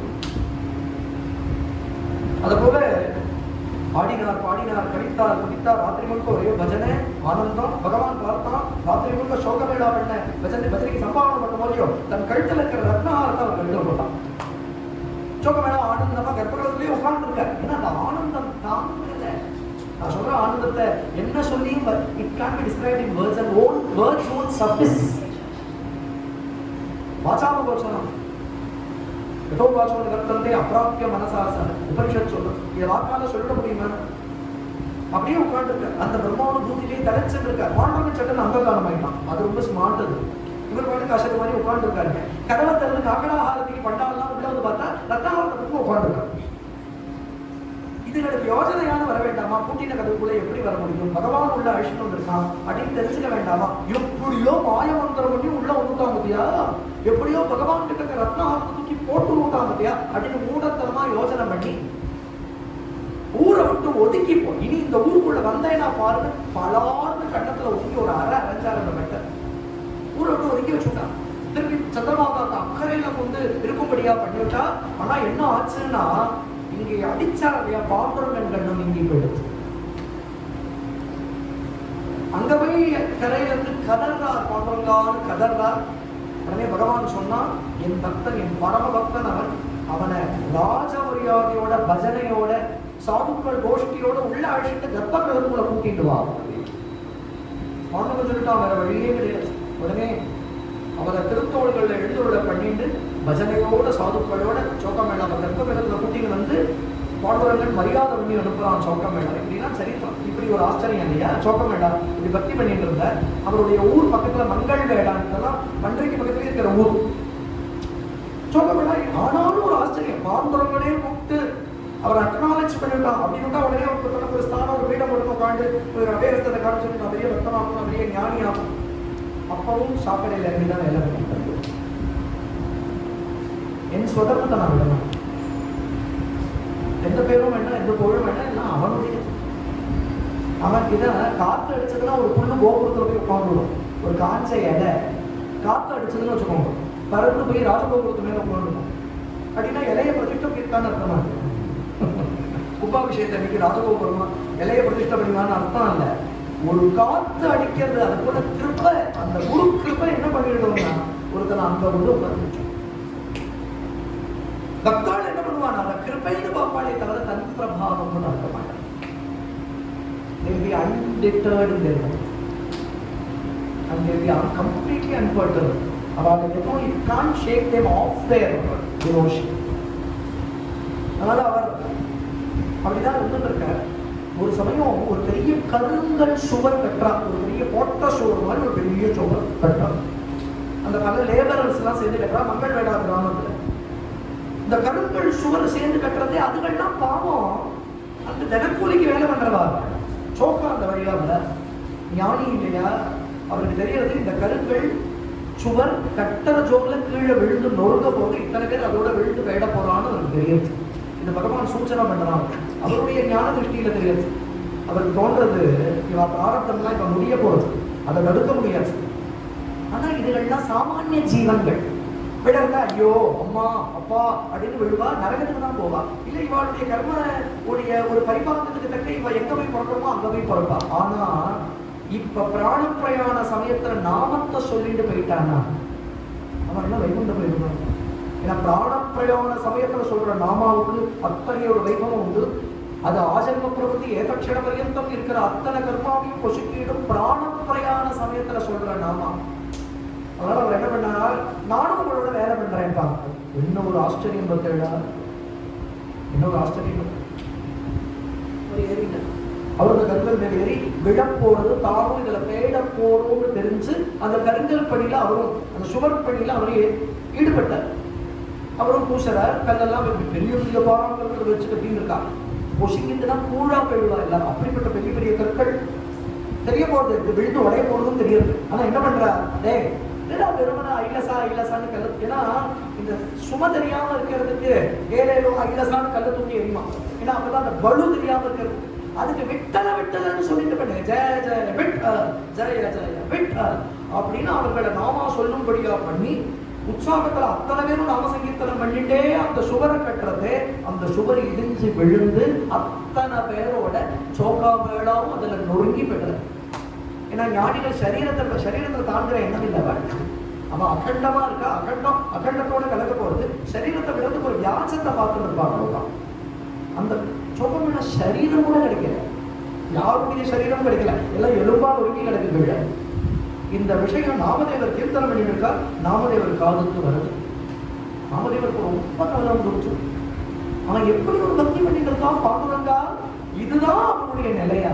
கடைசியில் அவன் சரீரத்தை கொண்டு ஒரு சமாதி பண்றதுக்கு கூட வழி இல்லையா? பாண்டவன் சொன்னா அவன் ஞானி, உன் கிருபையால ஞானத்தை அடைஞ்சுப்பான், என்ன வந்து சேர்ந்துப்பான். சரீரம் பாஞ்சபூதம். நாமதேவர் சொல்ற இந்த சித்தாந்தத்தை நான் ஒத்துக்க மாட்டேன். ஏன்னா அந்த சரீரம் எத்தனை நாமம் சொல்லியிருக்கு. அவனுடைய எலும்பு, சதை, நரம்பு, ரத்தத்துல எல்லாம் வெட்டற நாமம் ஊறி இருக்கு. அது சாமானிய சரீரமா?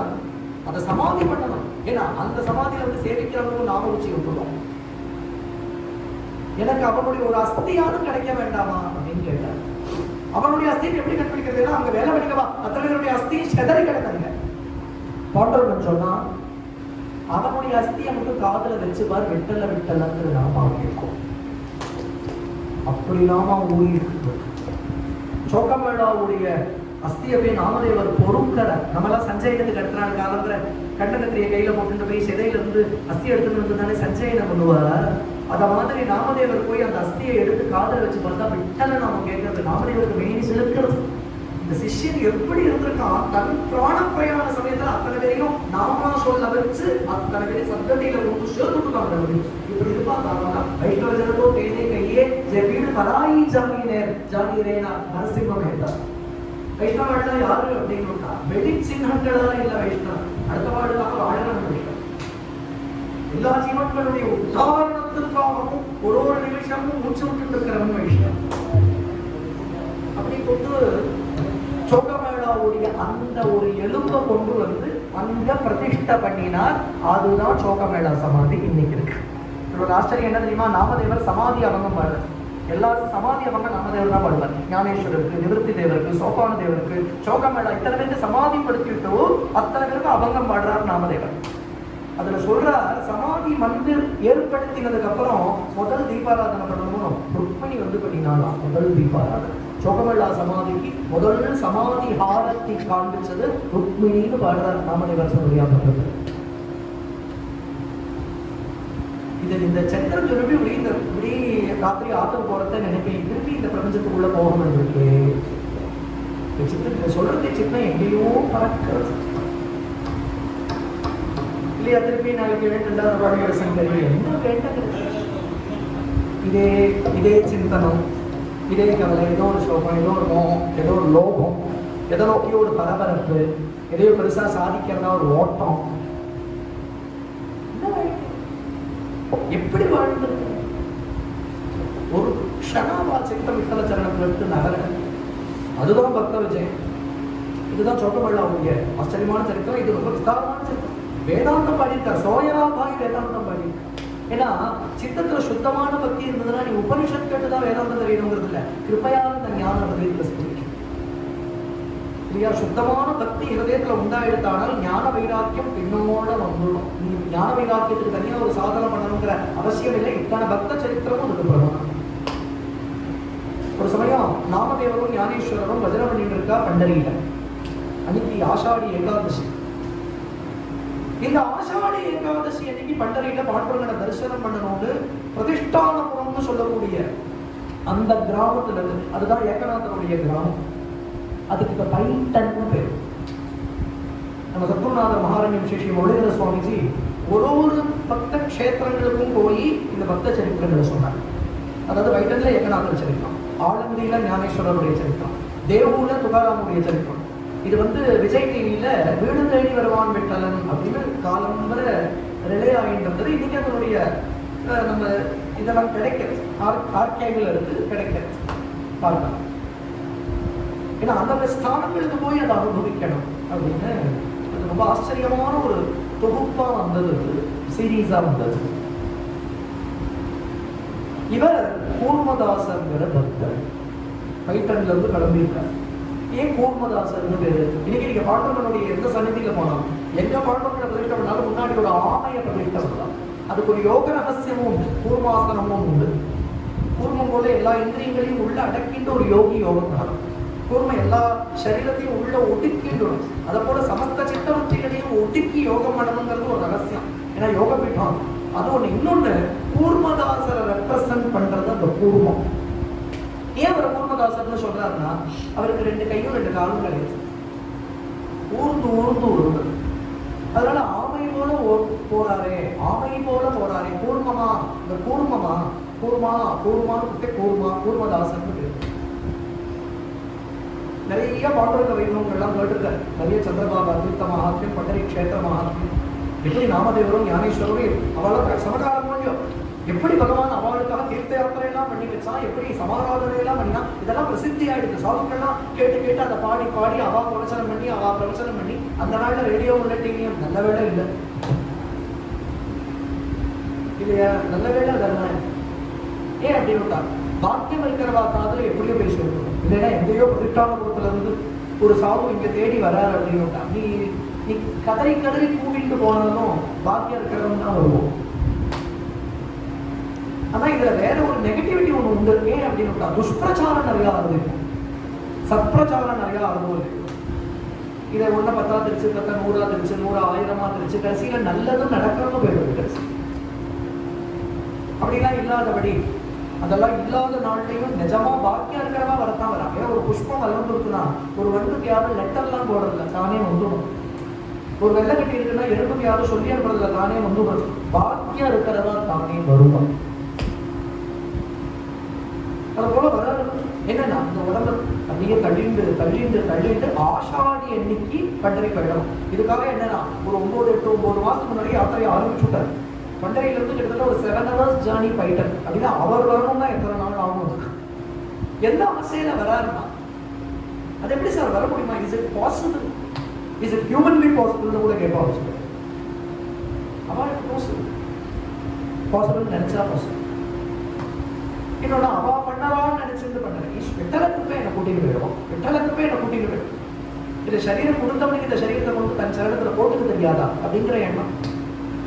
சரீரம் படைச்சதுடைய பிரயோஜனம் விட்டல சந்நிதி நோக்கி 10 அடி நகர்த்தா கூட அப்படி உயிர் போனாலும் போகட்டுமே. பண்டரி யாத்திரையில பிராணம் போச்சுன்னா இங்க என்ன வைகுண்டத்துல போய் பார்த்துட்டு போறேன்.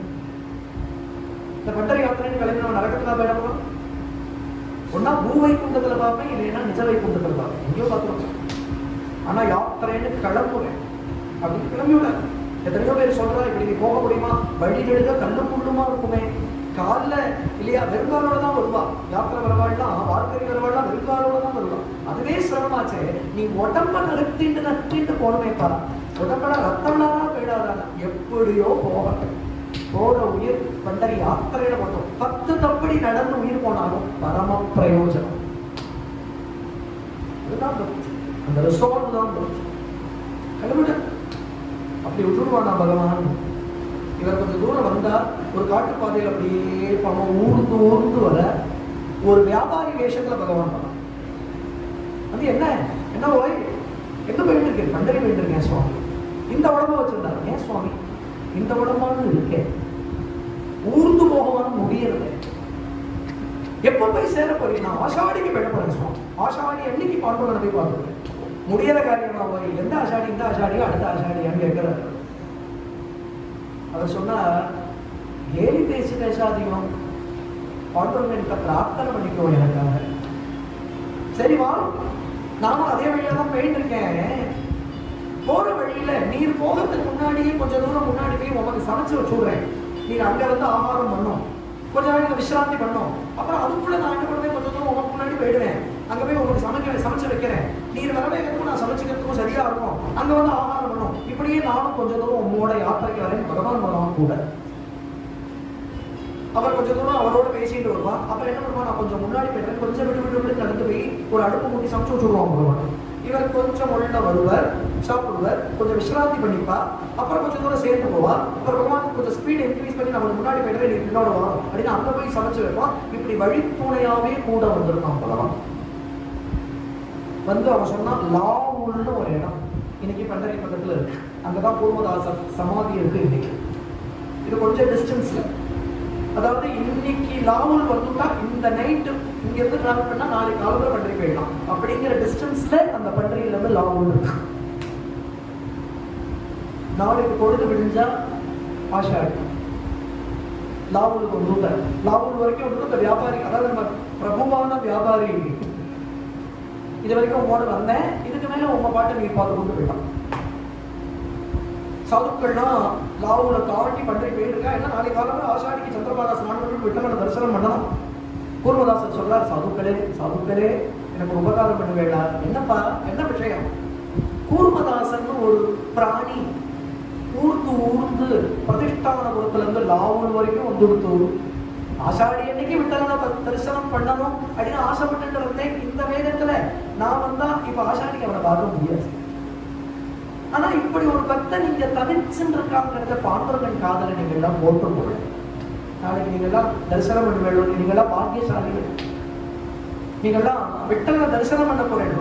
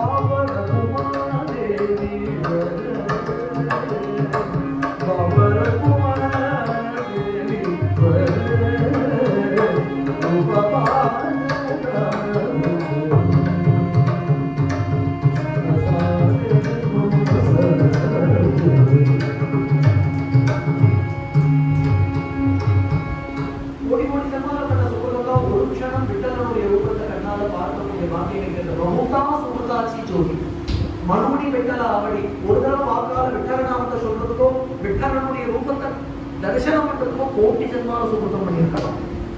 அது நீங்க ஞானேஸ்வரருடைய அதனால அத்தனை பாக்கி நான் பண்ணல போல இருக்கேன். நான் பாப்பி அப்படியே இங்க கதிரைங்க இருக்கா. அங்க அடுத்த நாள் ஆஷாடி நாமதேவர் அப்படி பஜனை பண்ணிட்டு இருக்கார். ஞானேஸ்வரர் இருக்கார், சோக்கமேளா இருக்கார், சோக்கமேளா இருக்கார், நிவர்த்தி தேவர் இருக்கார், சோபான தேவர் இருக்கார், முக்தா இருக்கா, ஜனி இருக்கார், எல்லாம் ராகா கும்பர் இருக்கார். இத்தனை பக்தானுக்கு பக்தி பண்ணிட்டு இருக்கிறது பாண்டுரங்கள் நைஸா நழுவரம். நான் சொன்னேன் இல்லையா, அர்ச்சாவதாரத்துல ஒரு சாநித்தியம் இருக்கு, மகான்களுக்கு புரியும். அவ பக்திக்கு தங்க தெய்வம் பேசும்னு சொன்னேன் இல்லையா. பாண்டுரங்கள் அவசர அவசரமா சன்னிதிலத்தை இங்கேயோ ஓடலாம். மதமண்டலத்தோட வைஜெயந்தியோட வனமாலையோட நாமதேவரும் ஞானேஸ்வரனும் வரும். ஒருத்தர் பார்த்துக்கிறேன் இங்க ஓடுறான், இங்க ஓடுறான். அவளுக்கு தான் புரியும். வந்துட்டு பின்னோட இவாளும் போடலாம். போட விட்டு போனா அரண்ம ஒரு ஊர் இருக்காங்க. எத்தனை பக்தோடு சேர்றாங்க. சாவத் மாலின்னு ஒரு பக்தர் பக்தி பண்ணிட்டு இருக்காரு. சாவத் மாலிங்கிறவர் மாலினா பூ கட்டுறவர்னு அர்த்தம், தோட்டக்காரன், தோட்டம் போட்டுக்கிறவர். பல செடிகள், பல புஷ்பங்கள், பல பெரிகாய்கள்லாம் பயிரிட்டு அதை கொண்டு ஜீவனம் பண்றாரு. ஆனா அவருக்கு பார்க்கும் மரங்கள் எல்லாம் நந்தலாலா, கேட்கும் மொழிகள் எல்லாம் நந்தலாலா, அவர் பார்க்கிற பச்சை பயிர் எல்லாம் அவருக்கு பாண்டுரங்கமயமா தெரியும். அதுதான் அவரோட உபாசனை. விரக்ஷேபியோ ஹரிகேஷேபியோ நம அப்படின்னு ருத்ரன் சொல்றது இல்லையோ.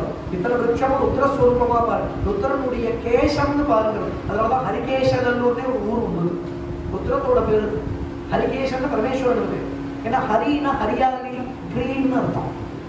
இத்தனை நம்ம ஒரு பெரிய வேலையை பார்க்கிறோம். இவ்வளவு பச்சை பசேல்னு மரங்கள் தெரியறதுன்னா நமக்கு வேதம் சொல்லி தரது பரமேஸ்வரனுடைய சிரசுன்னு பார்த்து உபாசிச்சு விரக்ஷேபியோ ஹரிகேஷேபியோ நம. எவ்வளவு அகண்ட திருஷ்டியை சொல்லி தரது பாருங்க. அதை போகமா இல்லாம அதையும் யோகமா பார்த்து சொல்றது. நீ அழகா இருக்கு பத்தியா, ரொம்ப சினாரிக், ரொம்ப சினாரியோ, ரொம்ப சீனிக் பியூட்டிலாம் பார்ப்பேன், அது போகம். இது ஹரிகேஷன் பார்த்தோம்னா யோகம். இவ்வளவு அழகு பாருங்க. எப்படி ஒரு ஒரு விஷயத்தை பார்க்கிற விதத்துல நம்ம சித்தம் எங்க ஒசர்றது பார்த்தேடா அப்படிதான் பார்க்கலாம். அங்க இருக்கிற பூண்டு வெங்காயம் உட்பட அதெல்லாம் பயிரிட்டு இருக்காரு, அதெல்லாம் நிஷித்தம்னு நம்ம சொல்றோம். அவர் சொல்றாரு அது உட்பட எனக்கு பார்க்கணும் எல்லாம் பார்த்தோம். யோகீஸ்வரர் அவர் யாருக்கும் தெரியாத அவர் பக்தி பண்ணிட்டு இருக்காருன்னு பகவானுக்கு தெரியுமே, அந்தர்யாமிக்கு தெரியுமே. இங்க உட்காந்து அவர் ஜபம் பண்ணிட்டு உட்காந்து இருக்காரு. அவருடைய தோட்டத்துக்குள்ள இங்க இருந்து ஓடி வந்து கூர்மதாசர் கருப்பரமன்றதுக்கு தான் ஓடி வரான். வரவன் சட்டு இந்த தோட்டத்துக்குள்ள புகுந்து விட்டான். சாவுமாலி பார்த்தா கண்ணத்திற்கு பார்த்தா ஹதயத்துல தெரியணும், நேரில் தெரியலாம். பாடம் சொல்றா, 2 திருடாள் என்ன துரத்திட்டு வரான். யாரு? நாமதேவரும் ஞானேஸ்வரம். எல்லாம் படைய திருடாள், எல்லாம் அண்டன் முண்டன் எல்லாம். அதனால எனக்கு ஒழிச்சுக்கிறதுக்கு ஒரு இடம் கொடுடா சாவத்தா அப்படின்னா. சாவத்மாலி சொன்னார், என் ஹிருதயத்தை விட ஒரு நல்ல இடம் கிடையாது, ஒழிஞ்சு போய். பக்த விஜயத்துல மகிபதி சொல்ற, இந்த தோட்டம்ன்றதுக்கெல்லாம் ஒரு எக்யூப்மெண்ட் வச்சிருந்திருப்பார், ரொம்ப கூர்மையான எக்யூப்மெண்ட். அதால ஹிருதயத்தை கீறி உள்ள உட்காந்துட்டோம். சரிங்களா? பகவான் உள்ள போயிட்டானா அதை என்ன பண்ணிட்டாரா, ஒரு ஷாலால மூடிட்டு உட்காந்து சாமி போயிட்டாங்க. ஹிருதயத்துல பகவான் உட்காந்து என்ன ஆனந்தம் இருக்கும் ஹிருதயத்துல. அவர் கண்கள்ல தெரியாது அந்த ஆனந்தம். மீன் சிறுத்திருக்கு, கண்கள்லாம் செவத்திருக்கு, தாரதாரியா கண்ணு செல்வது ஒரு அனுபவத்துல இருக்க. உள்ள போனவன் இவெல்லாம் பின்னாடி ட்ரேஸ் பண்ணிட்டு தான் இருக்கா. உள்ள போனவன் ஏதோ போயிட்டு வருமானு பார்த்தா வெளியே வரல. நாமதேவன் உள்ள போயிட்டார். ஞானேஸ்வரர் பின்னோட சிரிச்சுட்டே வர. ஞானேஸ்வரனுக்கு சாவத்மாலியை பார்த்த உடனே குறிச்சு படுத்தி இவர் யோகீஸ்வரர், அவனுக்குள்ள வருமானம் இருக்கான்னு தெரிஞ்சு போயிடுச்சு.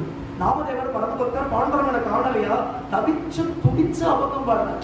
என்னை விட்டுட்டு போயிட்டீங்க, மழை இல்லாத சீமையில இல்லையா, ஒரு பொட்டு மழை வந்ததுன்னா அந்த ஜனங்கள் என்ன சந்தோஷப்படுவாளோ அந்த சந்தோஷம் உண்டே எனக்கு ஒன்ன பார்த்தா. இல்லைன்னா உயிர் போயிடும். அதை போலதான் நீ இல்லைன்னுட்டா ஜலம் இல்லாத ஒரு மீன் எப்படி தவிக்குமோ அது போல துடிச்சு உயிரை விட்டுடுவேன். ஒரு க்ஷணம் கூட உன்னுடைய பெரிவாற்றாமை என்னால தாங்க முடியாது. நீ ஒரு மேகம்னா நான் சகோர பட்சி இல்லையா, நீ வந்து நீ வந்து சந்திரன்னா நான் ஆகாசம் இல்லையா, நீ ஒரு கொம்புனா நான் அதுல படர்ற கொடி இல்லையா அப்படின்லாம் பாடுற. உனக்கு எனக்கு எங்க இருந்து பிரிவு, என்னால இந்த பிரிவு தாங்க முடியலையே அப்படின்னு இவர் கதறார் நாமதேவர். பகவான் சட்டுன்னு அவருக்குள்ளேருந்து வெளியிடும், சாவத்மாலிக்குள்ளேருந்து வெளியிடுவார். பாண்டவன் சொன்னா, என்னன்னா ஒரு 10 நிமிஷம் அவனுக்குள்ளவே ஒளிஞ்சுட்டு அதுக்குள்ள இந்த கதறலையே. 10 நிமிஷம் இல்லை, 10 க்ஷணம் காணாது ஒன்றை பார்க்கலாம். ஏன் இங்க வந்தேன்னு கேட்கறியா, இப்படி ஒரு பக்தன் இருக்கான்னு உங்களுக்கு எல்லாம் காமிக்கிறதுக்கு தான் வந்தேன். என்ன ஹிருதயத்துல ஒழிச்சு வச்சுக்கிற சாமர்த்தியம் உனக்கு இருக்குது இல்லையா. அப்படி ஒருத்தர் தோட்ட வேலை பண்ணி உட்காந்துருக்க. ஏன்னா பக்தினா முதல்ல என்ன அப்படின்னு, அது அவனுக்கும் பகவானுக்கும் மட்டும் இருக்கிற உறவு. லோகத்துக்கு அதை படோடகம் பண்ணிக்கணுங்கிற அவசியம் கிடையாது. பக்தால் தனக்குள்ள ஆழ்ந்து அமிழ்ந்து அந்த அனுபவத்துல கிடைச்சது. படத்தோ நாமானி பிரமதபரசிந்தௌனி மகிதாக. உடனே சாவத் மாலிக் எங்க பரமானுகிரகம் பண்ணிட்டு இன்னைக்கு அரங்கிற அந்த இடத்துல அந்த சாவத் மாலிக் மகாயோகீஸ்வரன் அவரோட சமாதி இன்னைக்கு இதெல்லாம் பண்றே போனா இதெல்லாம் சுத்தி இருக்கிற பக்த இடங்கள், பக்த ஸ்தானங்கள், அவரோட சமாதி இன்னைக்கு அந்த அரண்ல இருக்கு.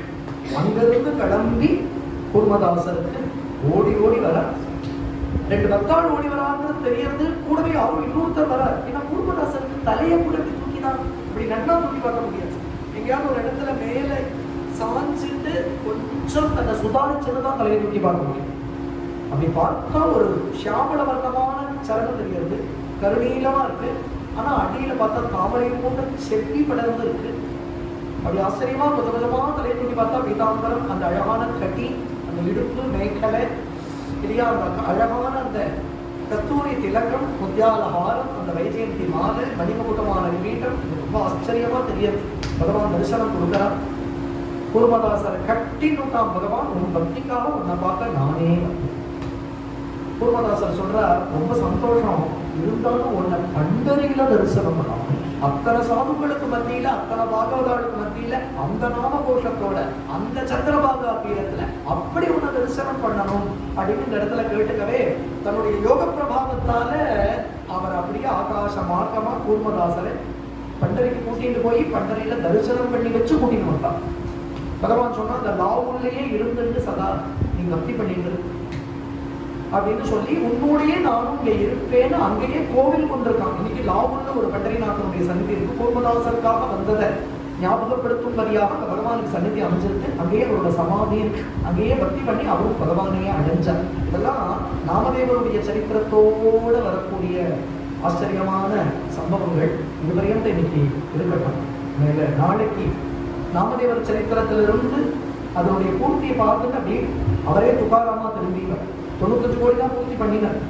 அதுக்குள்ளேயே எனக்கு வந்துவிடணும், உங்ககிட்ட வந்துவிடணும்னு கேட்டுருந்தேன். பகவான் சொன்னா ரொம்ப வீராப்பா 100 கோடின்னு சங்கல்பிச்சுட்டியே, நீதானே கேட்டேன். என்ன அதெல்லாம் 90 கோடி 95 கோடி இதுவும் 95 கோடி அவர் கணக்கு வச்சுக்கல, பாண்டவன் கணக்கு வச்சிருந்திருக்காங்க. பாண்டவன் சொல்றான் 95 கோடி தானே பூர்த்தி ஆயிருக்கு, நான் எண்ணி வச்சுட்டு இருக்கேன் அப்படிங்கிறான். அவர் சொல்றாரு எனக்கு இப்ப தாங்கல, ஏன்னா நிவர்த்தி தேவர் சமாதி ஆயிட்டார், ஞானேஸ்வரர் சமாதி ஆயிட்டார், என் சிஷ்யன் சோகா சமாதி ஆயிட்டான், எல்லாருக்கும் சமாதி அபங்கம் பாடிட்டு உட்காந்துருக்கேன். அதனால எனக்கு இப்போதைக்கு ஒன்னு இடத்துல வரணும்னு இருக்கு, அதனால 5 கோடி அப்புறம் வந்து பூர்த்தி பண்ணிக்கிறேன்னு சொல்றார். அதனால திருப்பி துகாராமா அவரே அவதாரம் பண்ணி அந்த 5 கோடியை பூர்த்தி பண்றார். அதனால நாளைக்கு நாமதேவருடைய சரித்திரத்தை பூர்த்தி பண்ணிட்டு துகாராம் சரித்திரம் மேல ஆரம்பிக்கும். பிரம்மாதி